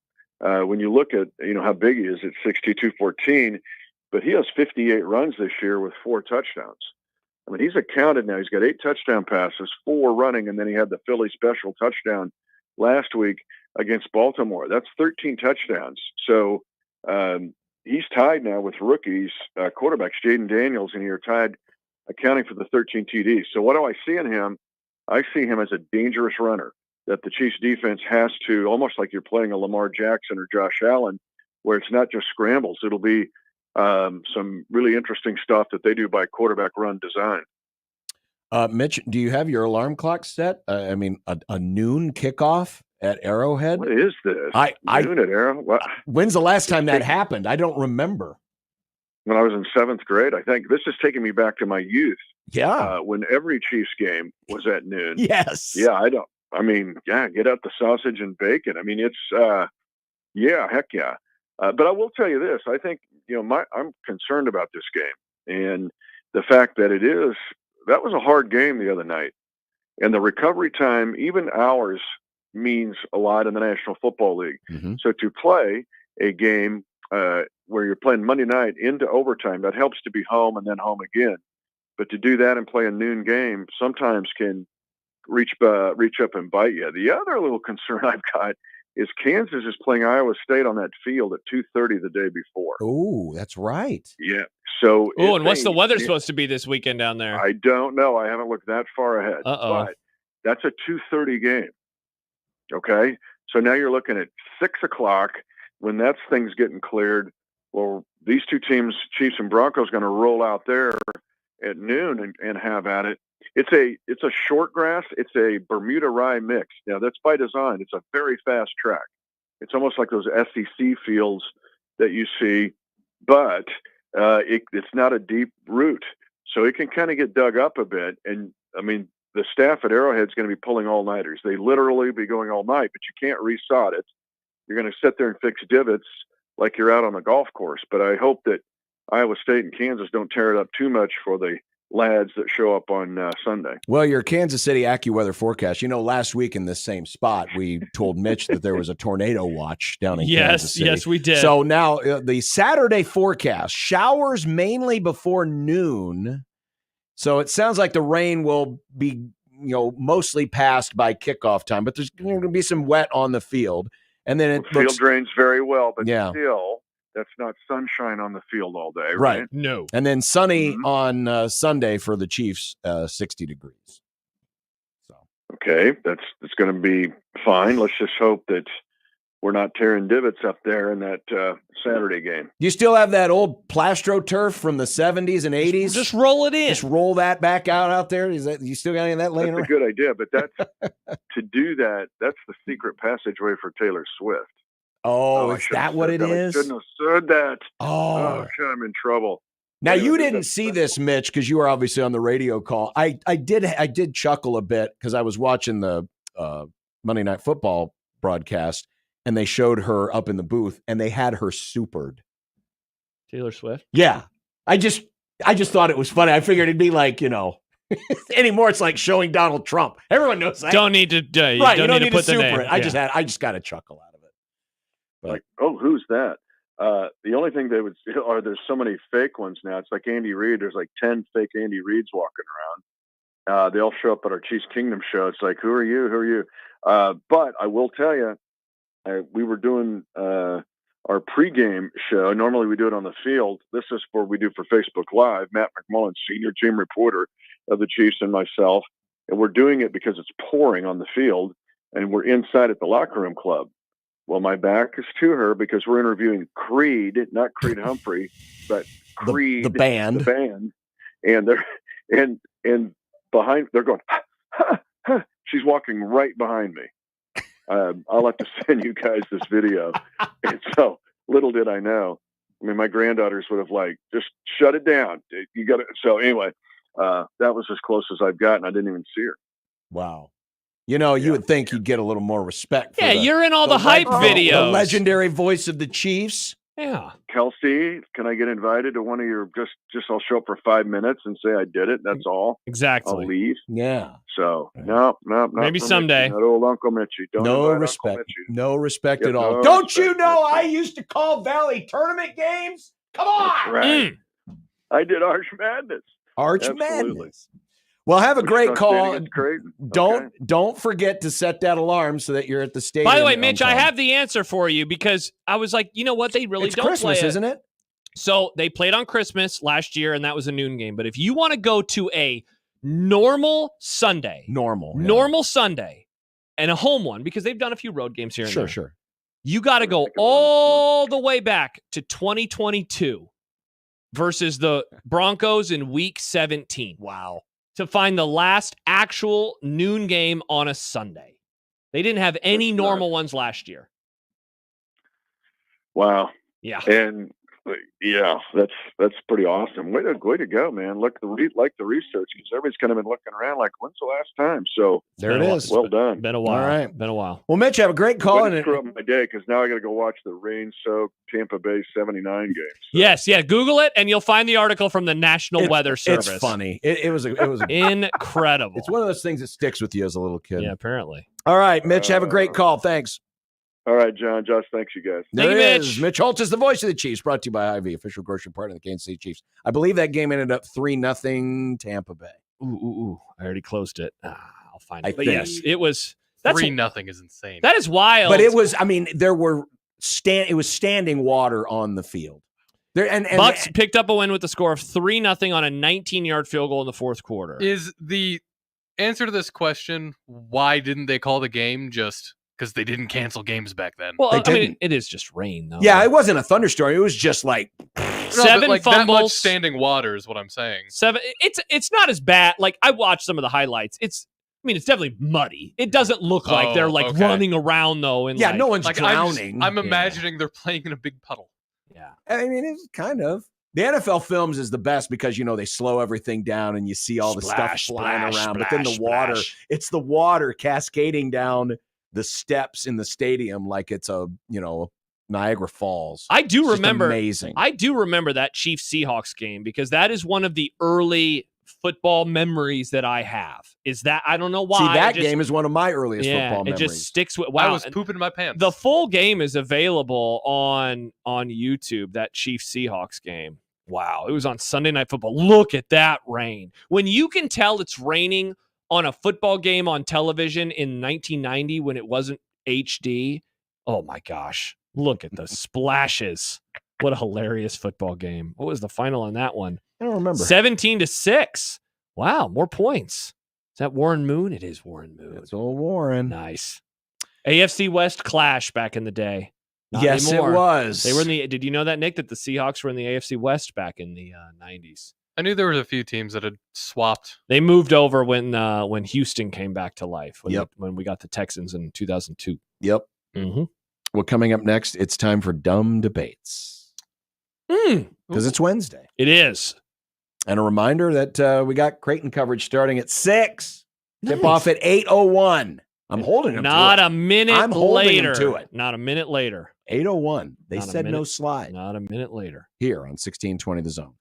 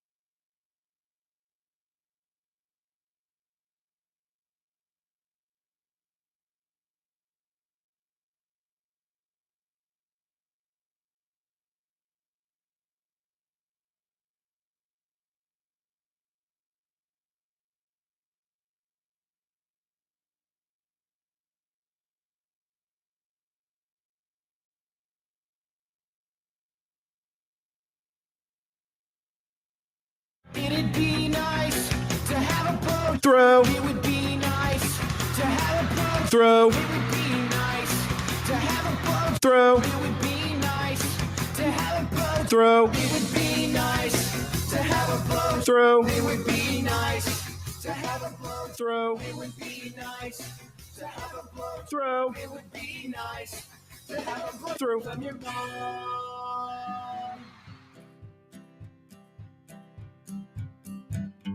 Listeners and not to, we did anyway, dumb debating. John's computer sucks, Macs are the only way, dumb debating. Fullbacks are running backs, hamburger steaks. Josh is too dumb to eat a cupcake. Mailing a base. Does John like Nebraska or Creighton? Just three radio hosts on air, dumb debating. Die for the pylon or give up on the plate, dumb debating. Millennials are great and old should go away, dumb debating. Rarely do we find any common ground. Josh wants his food to be the best around. Even if it gives him fatal flatulation. Just three radio hosts on air, dumb debating. When a tree falls down and nobody's around, you can bet your ass it won't make a sound. Water ain't wet, you know nothing about hydration. Just three radio hosts on air, dumb debating. Just three radio hosts on air, dumb debating. It is dumb debates time. Yeah, you thought yesterday ended the dumb debates. No. Nice. The dumb debates are with us forever. When did we start dumb debates? How long have we been doing this segment for? Well, because it started with the... It started with Stibbs. Stibbs was still here. No, right? yeah, I know. I don't even remember when this started, why it Probably started. 18, 19. How it started. I thought the lore that I've heard, the history Who was... are we? The band that nobody likes? Ghost? That one? A lot of people like them. Oh, okay. Interesting. But weren't you guys having an argument about the fullback and running back or hamburger steak? And then No, those were turned separate into that? segments. Those were just arguments. Those were just No, separate, I'm saying those were arguments, but that were didn't. those arguments no, what spawned I the seem to thing? remember it was an idea that I had heard something on another show. I think that's what it was. I think you were out of town for a Creighton game, and you were like, "Hey, Yeah. they do this thing, and it's pretty interesting. What if we tried it?" The earliest email I can find from a listener is from. I wonder what Hispanic Ralph's doing these days. Oh, Hispanic Ralph. Hispanic Ralph. Sorry. June 26th, 2019. That's as far back as my email goes. All right, well, so at the very least, it started in 2019. Might be before that. Wow, I've been... Here's one that I emailed to myself on July 15th, 2019. How far back in time could you go before your way of speaking truly starts confusing people / you're confused? Oh. Yeah, I because of, remember this a one. bit more modern speaking versus, old English is not like... Maybe the 20s. I think the 20s? Yeah. No, Everybody's all no. transatlantic. You think earlier than that or later than that? Oh, much earlier than But that. I think... I mean, the you can- 50s? Yeah, you can still understand. 40s? Like, Nick, imagine you trying to do radio voice in 1940. They'd be like, what is that? Why sir, why aren't you talking like this? We're on the that's radio. the transatlantic. I think that's more prevalent in the 20s. And then they would have weirder metaphors in You the forgot 20s. about the boys are at the wall. The boys are at the wall. That was in the 40s. People forget about World War II. It's just a hop, skip, and a jump away from Skippy's Peanut. Yeah, I think that's probably actually Like, that's the type of stuff they would say. It's like, Yeah. what is that? I don't What's this think metaphor? everyone was talking like that. I think that was the Everything the I see flowery on language of the media. John, back what then. are you saying? Every video I've ever seen from then, people are talking like They do talk like that. Yeah, it's not like there's a lot of video from back then. I mean, and that was the stuff in the media. And I don't think the normies were lamestream. talking like that. I like to imagine the soldiers talk like that too. I can't imagine my Let's go kill grandparents- Hitler. I can't imagine my grandparents talking like that. We're going to Omaha Beach. Connor Happer writes, very excited to listen to hashtag Dumb Debates live on AM radio, hashtag fighting traffic to get downtown. He is on the way. Just don't drive down Dodge the wrong way. No, he Yeah, you don't want to do that. He will not do that. You He don't will- want to do that. Well, Connor, this is not going to help you, but this is a visual dumb debate because we got this one from oh no, from Husker Follower. Oh, okay, never mind. I thought it was from Big Game Boomer. No. Cool. Wote. No, it's one of those. It's the Twitter It's one of those handle Amazing Map. It's a classic engagement farm. is Yes, what it's all is. it is. I Where see it this shows a every year. map of the United States and it says this is the most popular X in each state. And in this case, it's most Wife or loved girlfriend? Halloween candy in each state. Now, I don't buy this for a single solitary second because it says that Nebraska's are hot tamales. I don't remember last time I saw someone eating hot tamales. When's the last time you ate hot tamales? At the College World Series. Okay. Usually Kevin has a box, or I'll bring a box, and it's just something in between innings. You just Really? pump one or two in. That's it. That's the only time you ever have it? Yeah, I can't remember. It's never around the house. I'm trying to think of the kids don't go trick or treating I want anymore. to highlight South Dakota quick because theirs is just gummy worms. It's not a specific brand. It's just straight gummy worms. Straight gummy worms.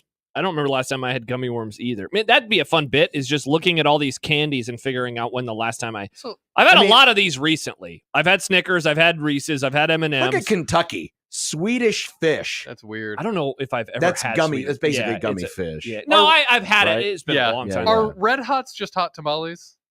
Red Hots. What are Red Hots? Which state? You looking at? Below Swedish fish. Oh, Tennessee. You Tennessee. mean? Thank you. Nice, Nick. Red Hots. Yeah, that's That's the little. It's a cinnamon flavored candy. Yeah, they're like little. They're basically like hot tamale nuggets. They're very small and chewy. Yeah, they almost look like Skittles, but without. Yeah, the S on but they're spicy cinnamon like a hot tamale. Okay. Yeah. Anyway, Husker follower asks. Yeah. What's the question? Is Amazing Maps the big game mover of maps? I didn't even mean to make the joke. Yes, absolutely, 100%. Yeah, it's all engagement farming. 100%. It's never right. Pretzel M&Ms. How is that any state's favorite version of the M&M? They haven't been out that long. See, and that's why, I will say this. I think that this is trash, but the entertainment value of just creating one of those stupid things, it would be pretty fun. Yeah, what will I put in this map to make people mad? If I paid for a blue check mark, that's how I would make my paycheck. Yeah, exactly. People do. You can get paid a lot of money if you do that type of stuff. You can. Aaron and Papillion writes, and this was last week, but it still fits this week. Which Charlie Brown show is the best? It's the Great Pumpkin Charlie Brown, a Charlie Brown Thanksgiving, or a Charlie Brown Christmas? It's Charlie Brown Thanksgiving. Great Pumpkin. Because Thanksgiving never gets enough respect. And they end up having the Thanksgiving meal where it's like popcorn, jelly beans. I'm trying to remember what was on the whole plate. Yeah, what was on it?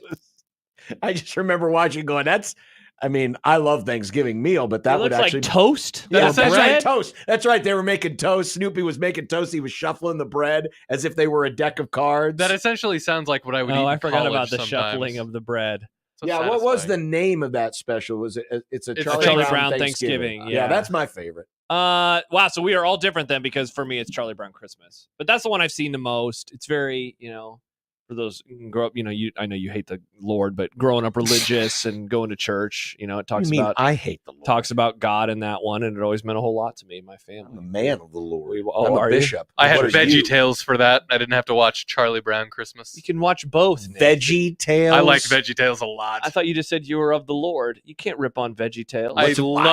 Dude, John, I still love Veggie Tales. I haven't watched it, but I've never. Don't say hell and Veggie Tales in the same sentence. It's John. Christian animation with talking vegetables. Oh, so it's Davy and Goliath.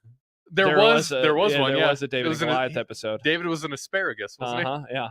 Goliath was a cucumber. Yep. That's not very funny. The pirates Davey who don't was do a boy anything. and Goliath was a We dog. are the pirates who don't do anything. I'm stunned that you watched that show, Nick. I loved Veggie Tales. Are you Look at kidding? Nick. Proud of you, Nick. Wow. Proud of you. What happened to you? I broke that VHS tape. I watched it so much. Wow. Yeah. Josh The wants to Wimmerweed. know, would you watch political ads year-round if it would guarantee a 10-win Husker football season? No. Yes. Why would I? Why would I do that? There's a caveat For to the this. radio station, Nick. I would the do success of 1620 The Zone and another 25 great years. as long as it doesn't make the commercial breaks longer. Oh, yeah, of course. If it's the same. Yeah, Yeah. you're just replacing the same, State Farm commercial with State Farm Jake, with more Trump Osborne and and sign me up. and Fisher. It's annoying, but I'm pretty good at ignoring these things. yeah, I'll deal with it. For the 10-win season? Oh my gosh, we'd get to cover a winner. That's a whole year of staying exactly on time. The funny thing is, I've seen more of those commercials here in studio, but because the TV's obviously muted, I Then you never do. hear them. Yeah, I think I told this to you recently. I know I told it to Riss. Watching the Sunday night games on Peacock was a game changer. It looks clearer because it is, and they don't have the political ads. They have the shot of Heinz Field or whatever it's called now, over and over and over. which is fine. Luke writes, what's the best version of a 3-day weekend? The 3 days being Friday, Saturday, and Sunday, or the 3 days off being Saturday, Sunday, and Monday? I will always say Friday, Saturday, Sunday. How come? Friday has always just kind of felt like a weekend anyway. The shorter week and the week ending on a Thursday, it makes the week feel shorter. It does make because the week you feel end shorter. it on the back end versus having less time on the front end. But you see, that's my logic for going the other way, because Friday feels like a weekend. You're working, but it feels like It's a a weekend. party. And if you have Monday, then all of a sudden Monday no longer is Monday, right? No, Monday's And- Tuesday. And Sunday, because of the NFL, Feels like a bonus day. Yeah. I'm with John, actually. It's kind of hard sometimes, especially if your team's playing on Sunday night and the game gets over at 10:30 and you're trying to wind down, and it's hard to do. You get the day off. I'm with John. Look, I'll take both, obviously. But man, there's something about getting Monday off because it's like, oh, bonus day. Whereas Friday already is fun. Yeah. Friday already is fun, even though you're working. Yeah. We get to talk to Kent every Friday. That's Except for right. this week. Well, then we would shift Except it for to this talking to week. Kent on Thursday. We would, but that'd be weird. Why are we talking to Kent on Thursday? Because Movies- we don't have a show Friday. Movies come out on Fridays. And then One Beer Friday's done. Yeah, RIP One Beer Friday. Thursday. Yeah, see, that's weird, though, because not everyone can participate. Thirsty Thursday. Yeah, but not everyone can participate. We have put a moratorium on this individual's name, but in the purposes of reading the question, we will read the Is question. it the Sun? No. Lonzo Ball? Oh, it is the Sun. Oh, Yes. okay. This was actually a question. I don't remember who submitted it to us, but it was a tweet from Ben Koo. Oh, who was yes. Awful announcing. Yeah. Feel like Bronny James is Oh. well on his way to the Mount Rushmore of athletes media has completely overcovered versus their actual significance as a player. Who else would you put on that list? Thought we were talking about another basketball player we put a moratorium on. My goat. Oh, Your goat. we haven't put a moratorium on her. Haven't we? I thought we have. No. No. The answer to this, the first name that came to my mind was Tebow. But with this caveat, Tebow was awesome in college, so he deserved to be talked about like he was. But when it was after college. When they talked about him in the NFL like he was still that player, that's when it went from like, I can be annoyed by him, but understand. It's like this. It's like Patrick Mahomes. If you are annoyed at how much the NFL media talks about Mahomes, I get it, but it's also like, what are you going to do? He's the best player in the game. Tebow was that. He won a Heisman as a sophomore. He won an Natty as a freshman and junior. Like, he was the guy on the best college program at the time. But when he got to the pros, no, it was game over. So I would say that. Who are other nominations? I think Johnny Manziel. Oh, that's a good one. Yeah, he got talked about a whole lot. He exploded on the scene, and then it was nonstop after that. And of course, his off the field was, oh boy, his life was like a tire fire. Yeah, did he And it was deserve a documentary? No, not in my opinion.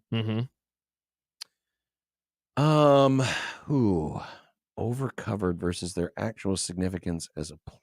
Yeah, I'm trying. Well, Star Wars Fiend says Lonzo Ball. That was the other guy that we did stuff talking about. Lonzo Ball and his father. Yeah, that stuff was insufferable. That stuff was very, very, very much insufferable. See, the only thing about this is they almost have to.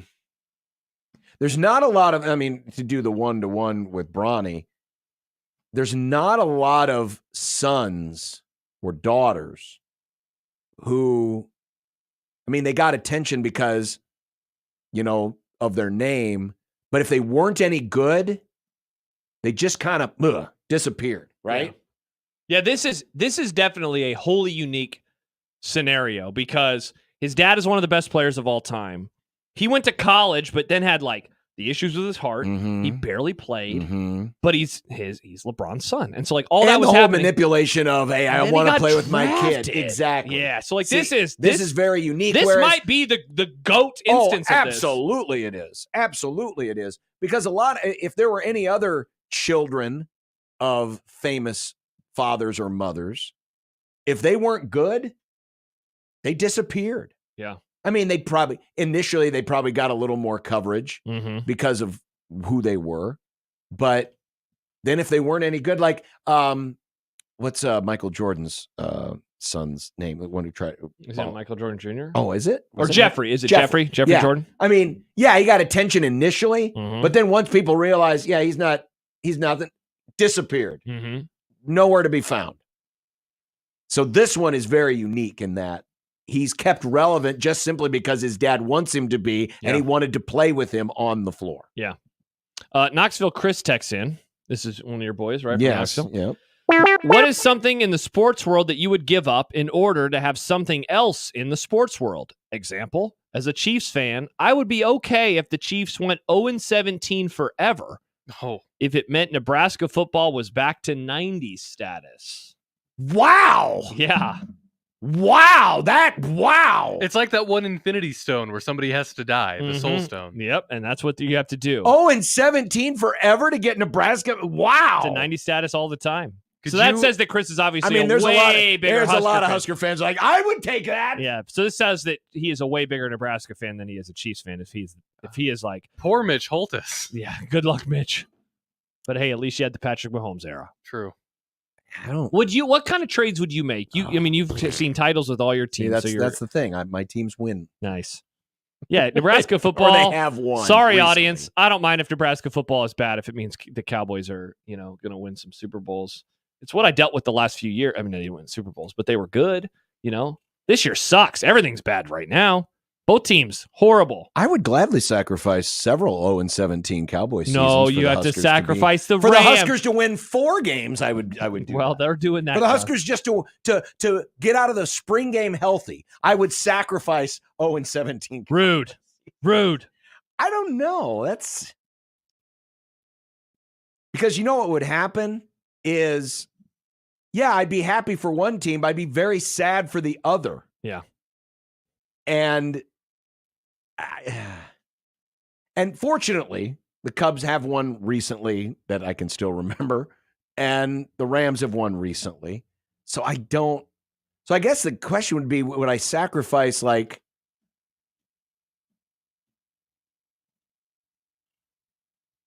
could I get away with a decade of Cub or Ram futility if it meant a Creighton national championship? Is that a fair trade? Futility? How bad is futility?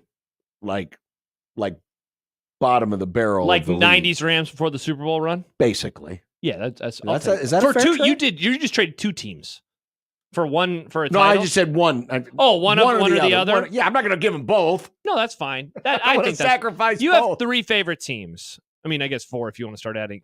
You like all the Creighton sports, but I think that you would care most about a basketball championship at this point, and I think the fans would too. I'll allow that trade.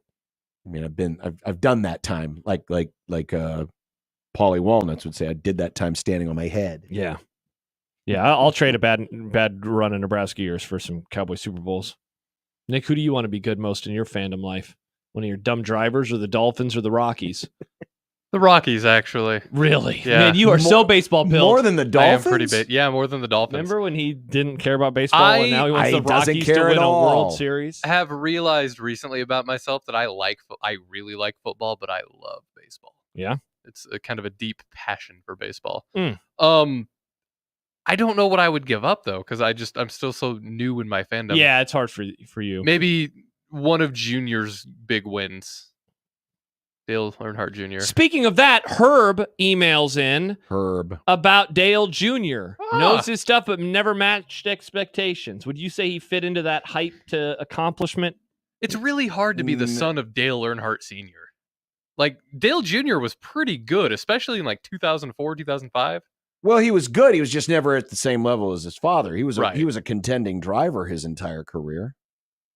And the thing that made it different, he was always voted the most popular driver. Yeah. Also, what he could do on a super speedway, if there were more super speedways in NASCAR, I think he would have done way better because he was incredible at Talladega. Yeah, so I would makes disagree Speedway only. super? I would disagree only in the Big. sense that he was relevant not because of his name. I give Dale Jr. a lot of credit. He made himself bigger than just being the son of Dale Earnhardt. Yeah, he did, because he was very popular. I mean, Budweiser followed him everywhere he went, and then when he went to Hendrick, he got Mountain Dew. I mean, and he was always voted the most popular driver. and now he's even branched out to media. He's got media companies, and he still does racing and podcasts and shows. Ooh, double speed. Dave Fight writes, as a Royals fan, I'd take an 162 season for an NU Natty. You want to take that away from the White Sox? They just got that. Also, they didn't go 0-162. Nate points out, Josh, the Huskers are already crap, so that's not even a choice. That's fair. That's a fun game. The Royals go 0-162. 0-162. Yeah. Okay, never mind. I misheard. Okay. I thought it was like 1-161. I'm like, who's the one? He also adds, the flip side of this question is, what success would you wish on your hated rival if it meant equal success for your team? You know what? I will So go. will you go all the way to say, I would allow for the Cardinals to win a World Series because it would mean that my team would also then win a World Series the next year? Would you trade that? Would you trade a World Series for them? This is asking me, would I trade a Eagles Super Bowl victory if it meant the Cowboys then would do the same? You know what? I'm going to go football on this one. Yeah. Let the Bills win a Super Bowl. Hell yeah. Bills pilled, baby. Because then the Dolphins win a Super Bowl again. Or would you say, nah, they can just win the NLCS, but not the whole dang thing? I would probably be more willing with the Cardinals than I would with the Niners. The Niners. Or the Cowboys. Or definitely not the Cowboys. I'm enjoying this. Man, would I trade an Eagle? Way too much. If you could guarantee that the Cowboys Super Bowl is after the Eagles. What about UConn, John? Well, he's done it. He's been there, done he doesn't that. have to trade it. They might win again. Who knows? They'll just keep winning over and over and over. And remember, if UConn wins, the whole Big East wins. They do. Welcome until to the they, Big East. Until they go to the ACC. We started with a commercial topic. We'll end with one from Rick. Does Okay. a stupid commercial from a company turn you off to their product or service? For example, for me, the Geico commercial with the woman having the accordion showdown is beyond stupid, and I have no desire to buy Geico insurance. Good question. So I don't like this beer, but there is a beer commercial, and you would know it. It has Luke Wilson in it, where it's like they're outside and they're ordering, and it is both. It is both. And then the guy's like, Miller it's Lite? both. I was Yeah, trying Miller not to Lite. name it, but yeah, Oh, I sorry. hate that commercial. And if I liked Miller Lite, I think I would be out on it because of the commercial. Wow. There was a time when we had the Royals Bally subscription earlier this year. It was on every break. Really? And I hated that one. For a while, Yeah. for me, it would have been the Scotsguard commercial with Tormund. That would I always remember that one. Yeah. play Yep. during MLB radio commercial Mhm, breaks. mhm. But I It think is both. a deeper hate for me is any commercial where they have a product and then they're like, the secret is the so-and-so technology. And they just zhush up some normal things to make something sound like it's just marketing speak, and it feels gross. And I've always hated it.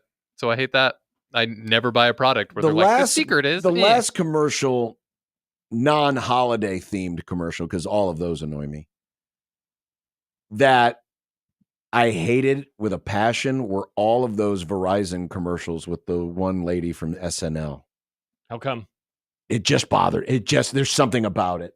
It's just like, God, get off of here. It just, I don't know. I can't tell you what it was that annoyed me. It just did. I am reminded by Andrew of the Jennifer Coolidge commercials. Those are horrible. They're everywhere. They're really She's annoying to everywhere. listen to in audio form. Like specifically audio form makes it worse. Yeah. I just got to double this, double that, because I have to speed it up, and it's just Oh, that's true. Yeah, that is a bad Those commercial. are getting. It irks me. Those are Yeah. getting up there. They need Jordan to- says 1620 the zone commercials. wow. I make some of those. And then he said JK. So there you go, JK. Hmm. Yeah. By the way, when we return, I have 2 emails about that 1998 Seahawks. Oh wow. 2 of them, and they both end with a wish for the show that is like it made me laugh, and you'll see why when I read All it right. to you. Yeah. We will have that. We will have some content and more on 1620 The Zone.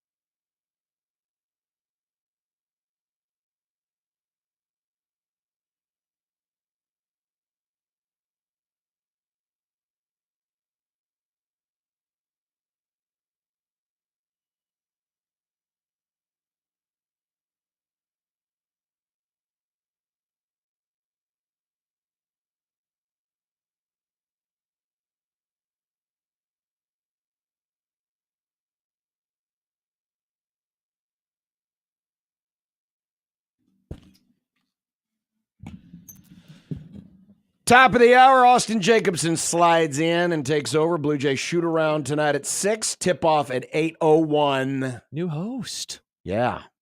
Wow, I the baton continues to be passed. No, there's no martyr baton. No, this is the Jays hosting baton. I passed it to Corey, who passed it to Ravi, who passed it to Jimmy, who now passes it to Austin. There's someone in between. I don't know. That's a good question. There might have been.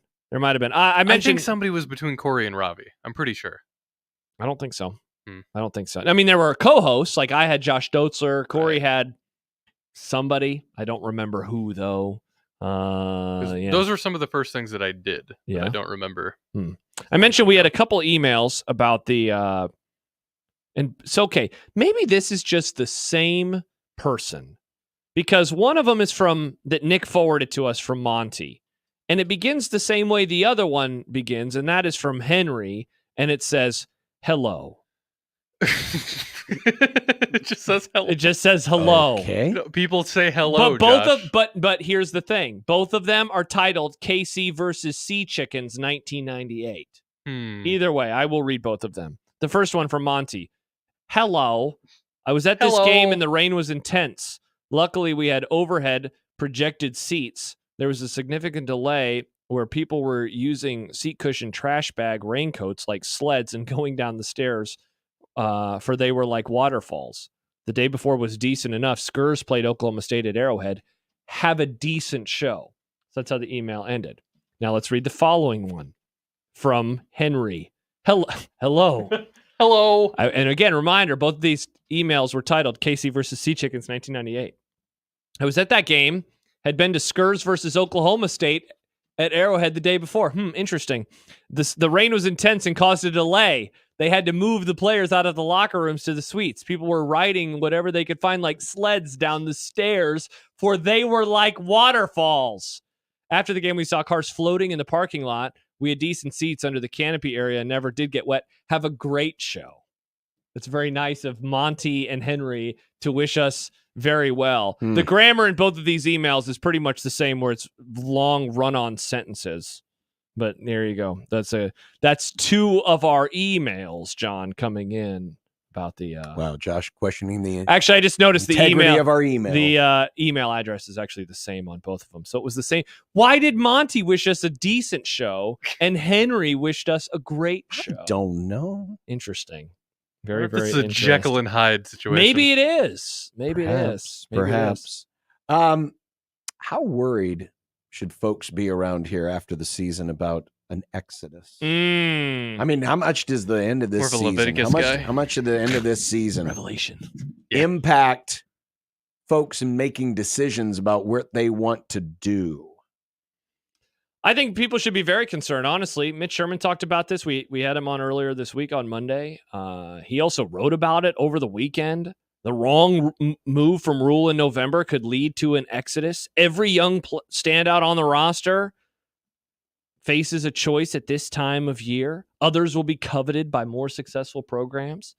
I definitely think that it's, that everything is on the table. I definitely think that something could happen. And that's not trying to like warn people or say like, oh my gosh, watch out, it's happening. But of course it is. Well, it's a also reality. That's the thing. It's 2024. It's a reality. And I think Nebraska, it's going to ebb and flow. Not every program is going to have great success retaining players. No.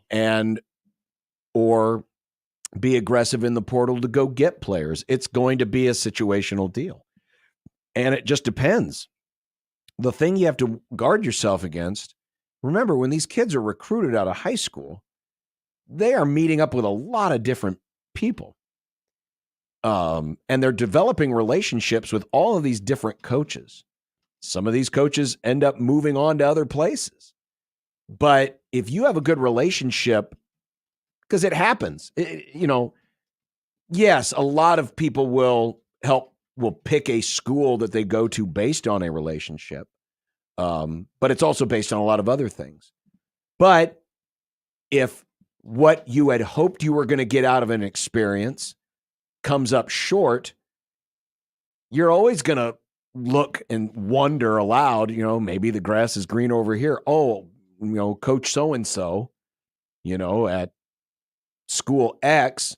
I had a good relationship with him. They could use a guy. And now that the transfer portal is here, and it makes it so easy to do. See, that was the thing about the old system, was at least there was a deterrent. You was like, okay, if you got to really want to do this, because it's going to cause you to sit out a year. But now, and it's being proven time and time again, that guys can go from one situation to the next, and stories like Indiana aren't going to detract folks from going, oh man, that transfer portal. We keep warning against, hey, for the hundreds and thousands of kids that transfer and all the stories you hear about the ones that were successful, there are at least 10 for every one good story that are bad. But you know what the players will think? Well, I'll be one of the 10. But I'll be one of the good. I'll be one of the ones that goes to a school like Indiana, and I'll help turn them around. Or I'll be one of the ones that goes to this school and help take them over the top. I think it'd be ignorant to not think it can't happen here, because it can, and it will. Yeah, as long as these rules are in place, or lack thereof, it's going to happen. I got a message from someone that says Rule and Raiola can prevent an exodus. Rule, by making the right changes to the offensive staff, can prevent an exodus. Raiola, buying into the changes can prevent an exodus. Comes down to those two, in my opinion. Rule doesn't make changes to the staff, or Raiola bailing can cause the floodgates to open. And thus the hire of Dana Holgorsen. Yeah, and we still haven't had a chance to really dive into him. We'll have to do that tomorrow. But I think that the first part of that message is happening. Mm-hmm. And I think you and I and a lot of people are in agreement. I think we all feel very comfortable in saying if Satterfield was calling plays next year, that would be quite the surprise. Quite the surprise. Oh, I would be stunned. Yeah, so we think that it'll be Dana Holgorsen that is calling the plays. All right, so that happened. So the first part is happening. We'll see how many other changes unfold on the offensive staff. I wouldn't be surprised if the running backs coach is also gone and EJ Barthel. I think I would be surprised if McGuire is gone. I would be surprised if Donovan Raiola is gone. So I think there will be some changes, maybe not all the changes people want. So you got the first part. And then, Dylan Raiola has to make the decision on if this is the offense he wants to play in. Well, this might sound superfluous at the moment, but it's not to be underestimated. What system is Holgorsen noted for? Air raid. What university was most noted for the air raid? Texas Tech. Who played quarterback at Texas Tech? A lot of people. Graham Harrell. Who's the best Texas Tech alum in the NFL? Oh, Mahomes. Yeah. Oh, for sure. Neat. Yeah. Again, it may be superfluous, but don't underestimate it, because remember, Mahomes and Raiola, they have, it's Uncle Cuzzo and Little Cuz, or Uncle, I can't remember. Little Cuzzo. Little Cuzzo. We called him Uncle Cuzzo. Uncle Cuzzo and Little Cuzzo, whatever. So, absolutely, I think there's smoke to that fire. Yeah, Jordan says, and I think that could help keep him around. Keep him around. Jordan says Clifford Caleb Kingsbury. I thought that's where you were going. No. I was not going to. I mean, Kingsbury was a good quarterback. Yeah. Jacob says anyone who thinks 1890 doesn't play a part in that equation too is kidding themselves. It of absolutely course. will. Oh yeah. Oh yeah. See, NIL. I'm not too worried about Ja'Cory that. Barney. See, that's the part. Yes, keep an eye on that. I think Raiola, it comes down to whether he wants to be there or not for another year. The other guys, they're going to have to pony up for them. And Ja'Cory Barney would probably be at the top of that list, because if I'm a school that actually has a good offense and I see what he's able to do, it's kind of like Wandale, but in the NIL era, I'd say, whoa, you should want to come here because you will get paid and you will actually get yards. We will use your talent and to our advantage, but also to your advantage. Listen, it's probably more likely if things really turn south. But even if Nebraska, rights the ship and plays well these last 3 games, goes to a bowl and wins the bowl game, and there's positive momentum. Yeah. You got to be on the lookout. You got to be on guard that there's going to be guys who are going to be courted or will just openly look on their own. Mm-hmm. Yeah, I think that the most interesting part about this discussion for me is that we have not seen a crazy number of players leaving the program in the Matt Rule era. No, we have not. So if it were to happen this offseason, it would be a first. And it would definitely bring about a lot of questions for people. Like, why is it happening now? Is there a lack of belief now? It would, is but I Rule would pushing players out But now? I would guard against, at least initially, reading too much into it. And obviously, we're dealing in a Good luck with hypothetical that. here. We have no idea, who, what, when, where, and why, how it's going to transpire. But this is the way of the world now. Yeah. And there's nothing, I hate to say this, folks, but there's nothing special about Matt Rule or Nebraska that's going to keep that's some kind of a natural immunity to the temptation of transfer. Josh writes, got to put talent around Dylan Raiola. He's got to feel he could start at Ohio State and Georgia and have a much better shot at the NFL. Who's running the ball and catching passes next year? That is a huge factor for Dylan Raiola staying. It absolutely is. And so that goes back to the play caller component too, because if people believe in the play caller, then maybe they'll want to join the program. If people don't believe in the play caller, look, like if they ran it back next year, I think it'd be so difficult for them to go back into the portal. And they pulled more players like they did this last time, where it's like project guys coming off of injuries, or players who have solid production but nothing flashy. They have to bring in, like obviously a Trey Palmer type, wide receiver would be awesome. And he was an interesting test case because his production at LSU wasn't that great, but he also played at LSU. But he was a good return man. He was a former 5-star. Is there a player like that? Like, is that the avenue that they try to take, where it's like a former 4 or 5-star who hasn't maybe broken through on the depth chart? Dowdell was kind of that way too at the running back position. Or are they going more for that Jamal Banks, production, but it's not like ridiculously high production? What's the answer to that question? Next in content, well, Mike Gundy probably happy today, I would think. Yeah. Oh, yeah, definitely. But he had to apologize for something he said. And why am I happy about the results of yesterday? Something very good happened in our country yesterday. And we'll explain next on 1620 The Zone.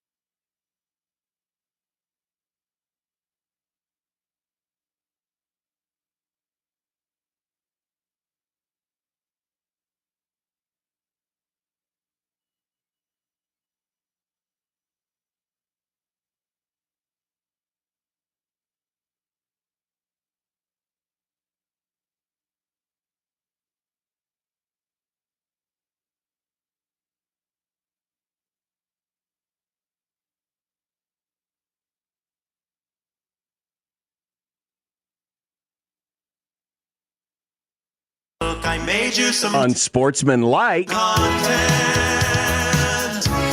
Unsportsmanlike content. Unsportsmanlike content. Content that's unsportsmanlike. All right, Nick.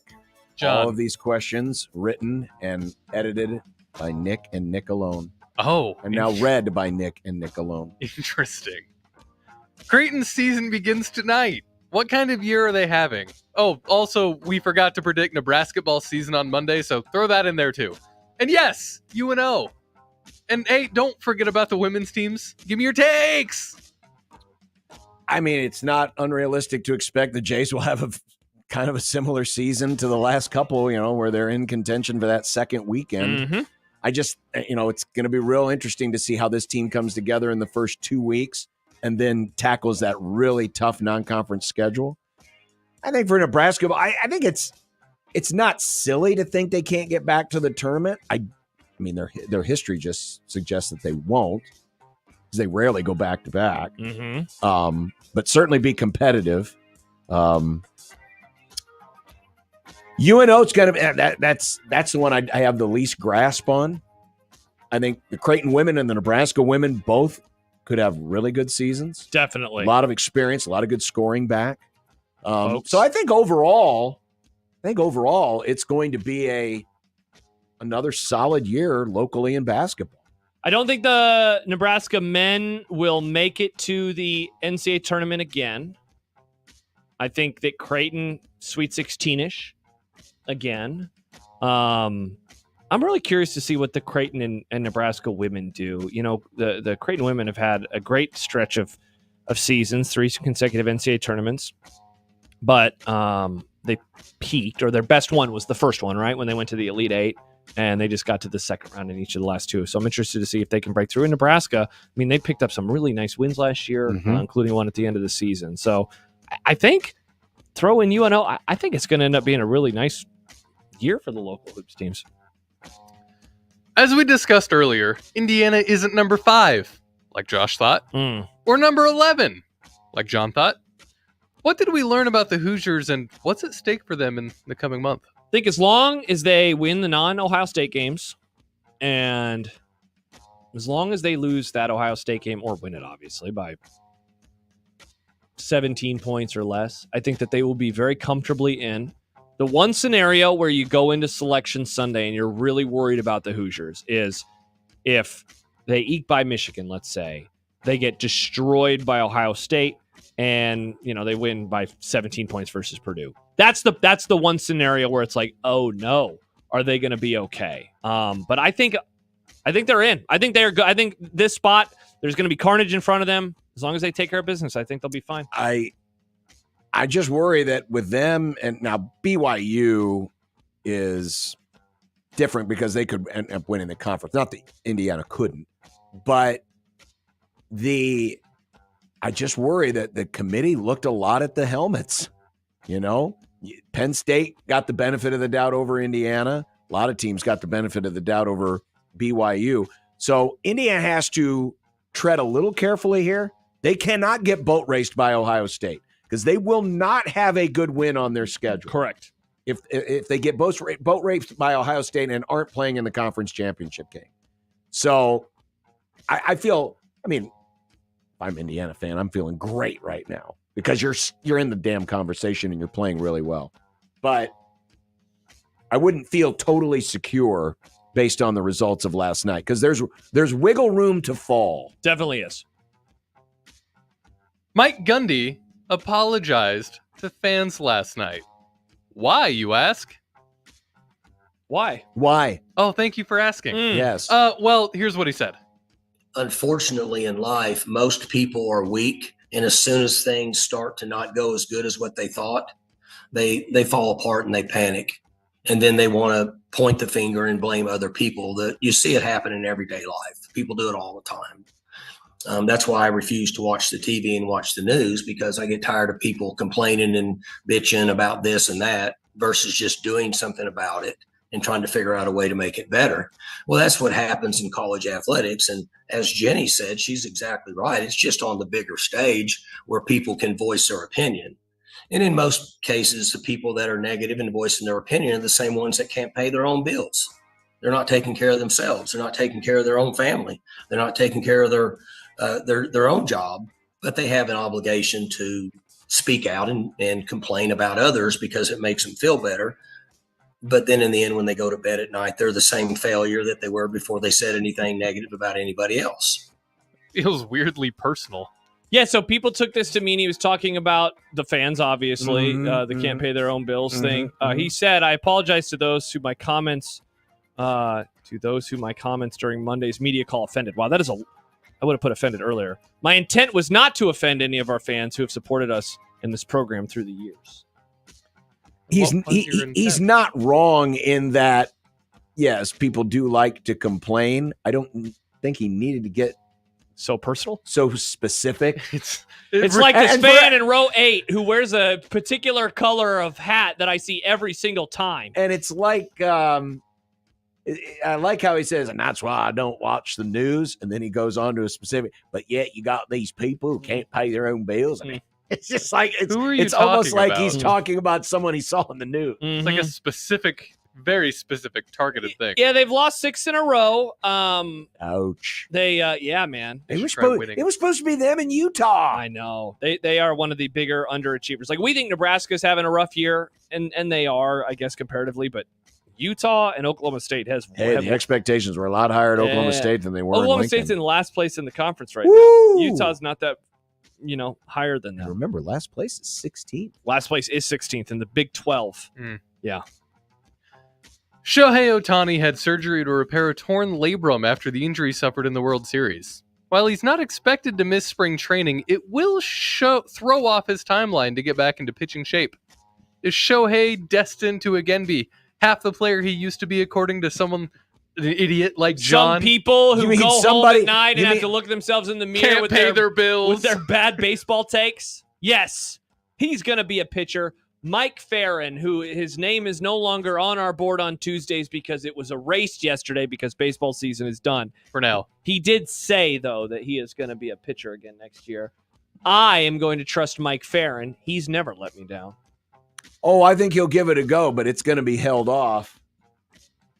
And I question that he will be the pitcher he used to be. Wow. And then at some point, he's going to just say, I'm going to do the At some point, pitching pitching doesn't really matter anyway. Sometimes they'll just put fielders in there. It's like, here, have a 50-mile-an-hour Pitching doesn't lob. matter. Wow, interesting.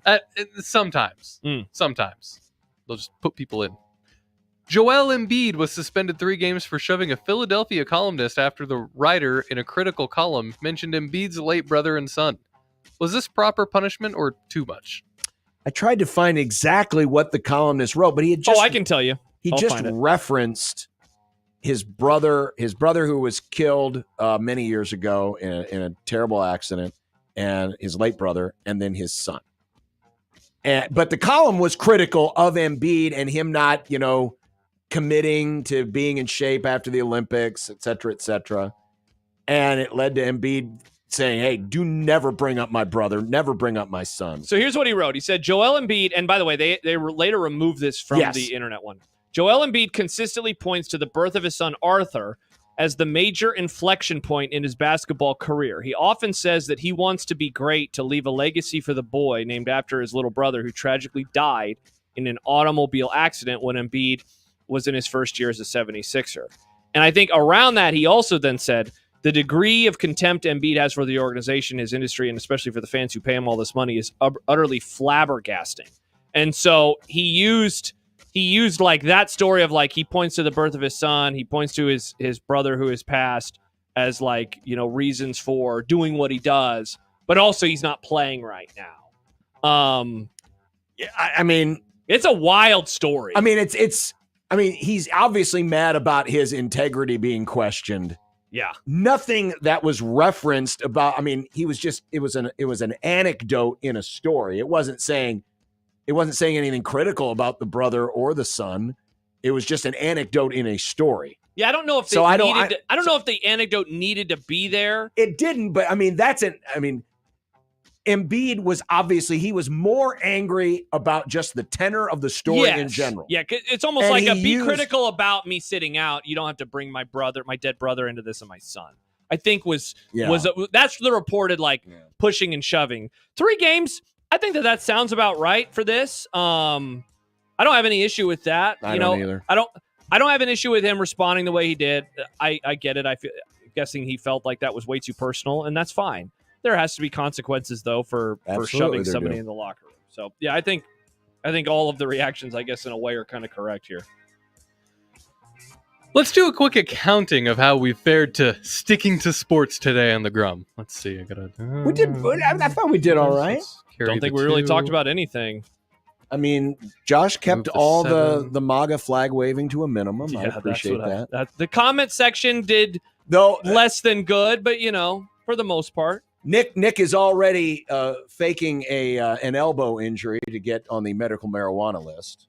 But not an elbow injury, it was a different one, wasn't it, Nick? Oh, that's right. It was the John, we voted for it. Ingrown eyelash. That's what it was. We voted for it, John. It was a thing that was voted for, but also people who need medical assistance should be allowed to have medical assistance. Couldn't agree like more. Folks who, only get boogers in one side of their nostril, but not on the there other. are people who genuinely use this stuff. Yes, to help. I know. That's the nice thing about it. And then there are others who, genuinely use it, like our young producer Nick. Like when Rodney Dangerfield got hit in the arm. Oh, my arm, it's broken. And they got Danny Noonan in and they won the bet. Nick, I got your back on this one. Thank you, Josh. Anyway, let's open up a different political Pandora's box. John, give us your thoughts on Cubs nemesis Steve Garvey losing his U.S. Senate race in California. Best result of the night. Wow. Best result of the night. It took 40 years for America to get its revenge on Steve Garvey, that bastard. Why did we talk about Garvey recently? Was it just because he's running? Oh, Or yeah, did he's something running. Did something happen? Did he say something? Oh, he probably cheated on his wife again. Oh, that's right. We did talk about him having an affair. I when I saw that result, it made my night. I'm happy for you, John. It was great. Good job, John.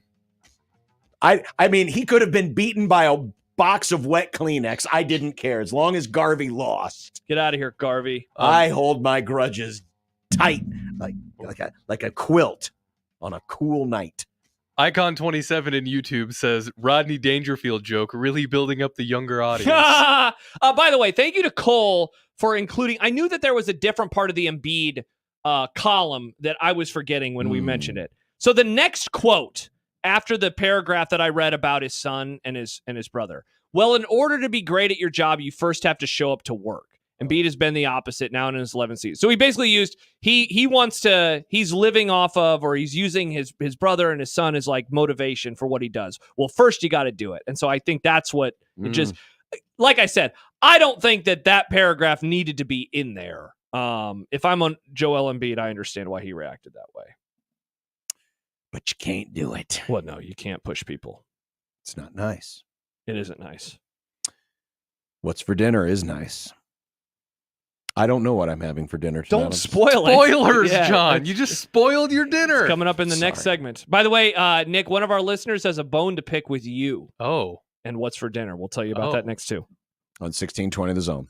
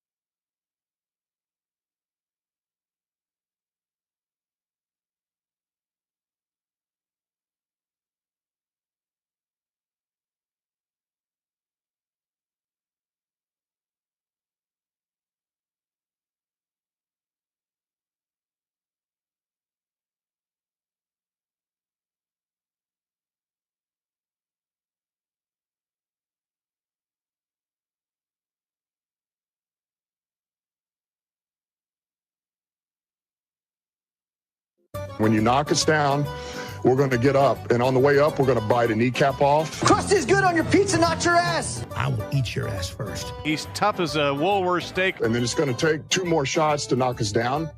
All right. And on the way up, we're going to take your other kneecap. I'm ready to hang them up, gut them, and skin them, and chop them up. You know what? I'm ready. My daughters aren't starving to death. I'll eat my neighbors. And we're going to get up, and then it's going to take 3 shots to get us down. And when we do, we're going to take another hunk out of you. Cliff, what are you going to take away as your best memory from playing basketball at Boston College? Probably just like going out to eat. I don't know. Probably pizza. Probably pizza. No, they've done a better job with the spreads here recently. So they had a taco It's bar like- once. Yeah, taco bar. I think Sandwiches. Did they ever do They did Picklemans? They did burgers. They've done Pickleman. We had Picklemans at the most recent game that I was at. So I'm not sure. I'll find out when I get there. So I got to make a run to Costco later. So I'm thinking of getting a slice or 2 of pizza. Oh, the Costco za. I think I still so. haven't had it yet. I think you should try it. It's good. I should try it. Yeah, I think I'm going to do pizza. I'm not sure. I'm not sure tonight. Maybe pizza. I like pizza. All right. So one of our friends of the Grum, Bruce. Hi, Bruce. Of being a chef. Okay.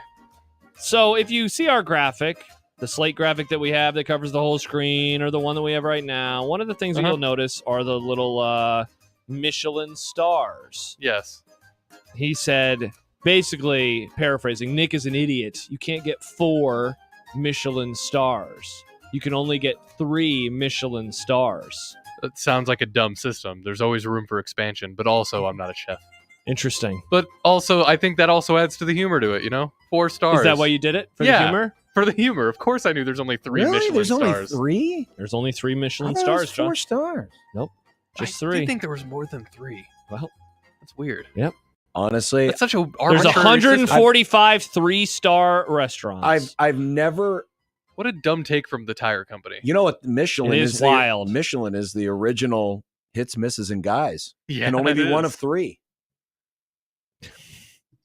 Nice. That's what it is. Have you ever been to a Michelin 3-star restaurant? No, I prefer Goodyear. Man, just looking at the photos, like I'm sure the food would be really good, but Some of these restaurants, there's diminishing returns it's where just it's like such a tiny plate of food. it's like, here's a whole chicken. We brought it to you in a balloon, and that's it. I don't want small plate like that.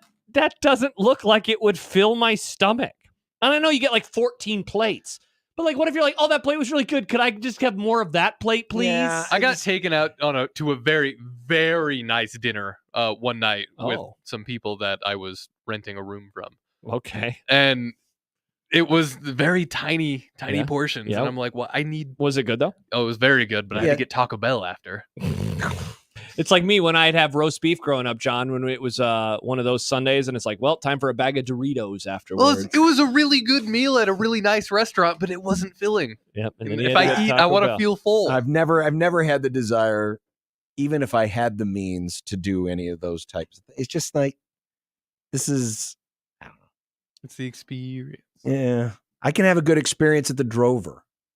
And you'll be full AF. And you'll be full and it'll be delicious. I was looking for zone photos earlier, Nick, and I did find a photo of John holding a knife with a grin on his Oh, face. that's amazing. Now, it wasn't at the zone, though. It was just us and Stibbs out for dinner, so it doesn't really count. But I mean, can I just have that picture? Because I, mean, could do things with that picture. You could make some fun graphics That's with it. not nice at Please all. give me that picture. All right, Nick, I'll send it your way. Thank you. John has a take. I have a take. John says that Matt Rule should be fired with a knife in his hand. How more Marcus Satterfield, your time is that. coming to an end. Imagine the Heine picture I made, but with that John. Oh. Yeah, give me the Heine. Hey, Ryan McGee's on the Grum Oh, tomorrow. look at that. Nice Yes, getting he it. College is. baseball friend. That's true. Bye. No,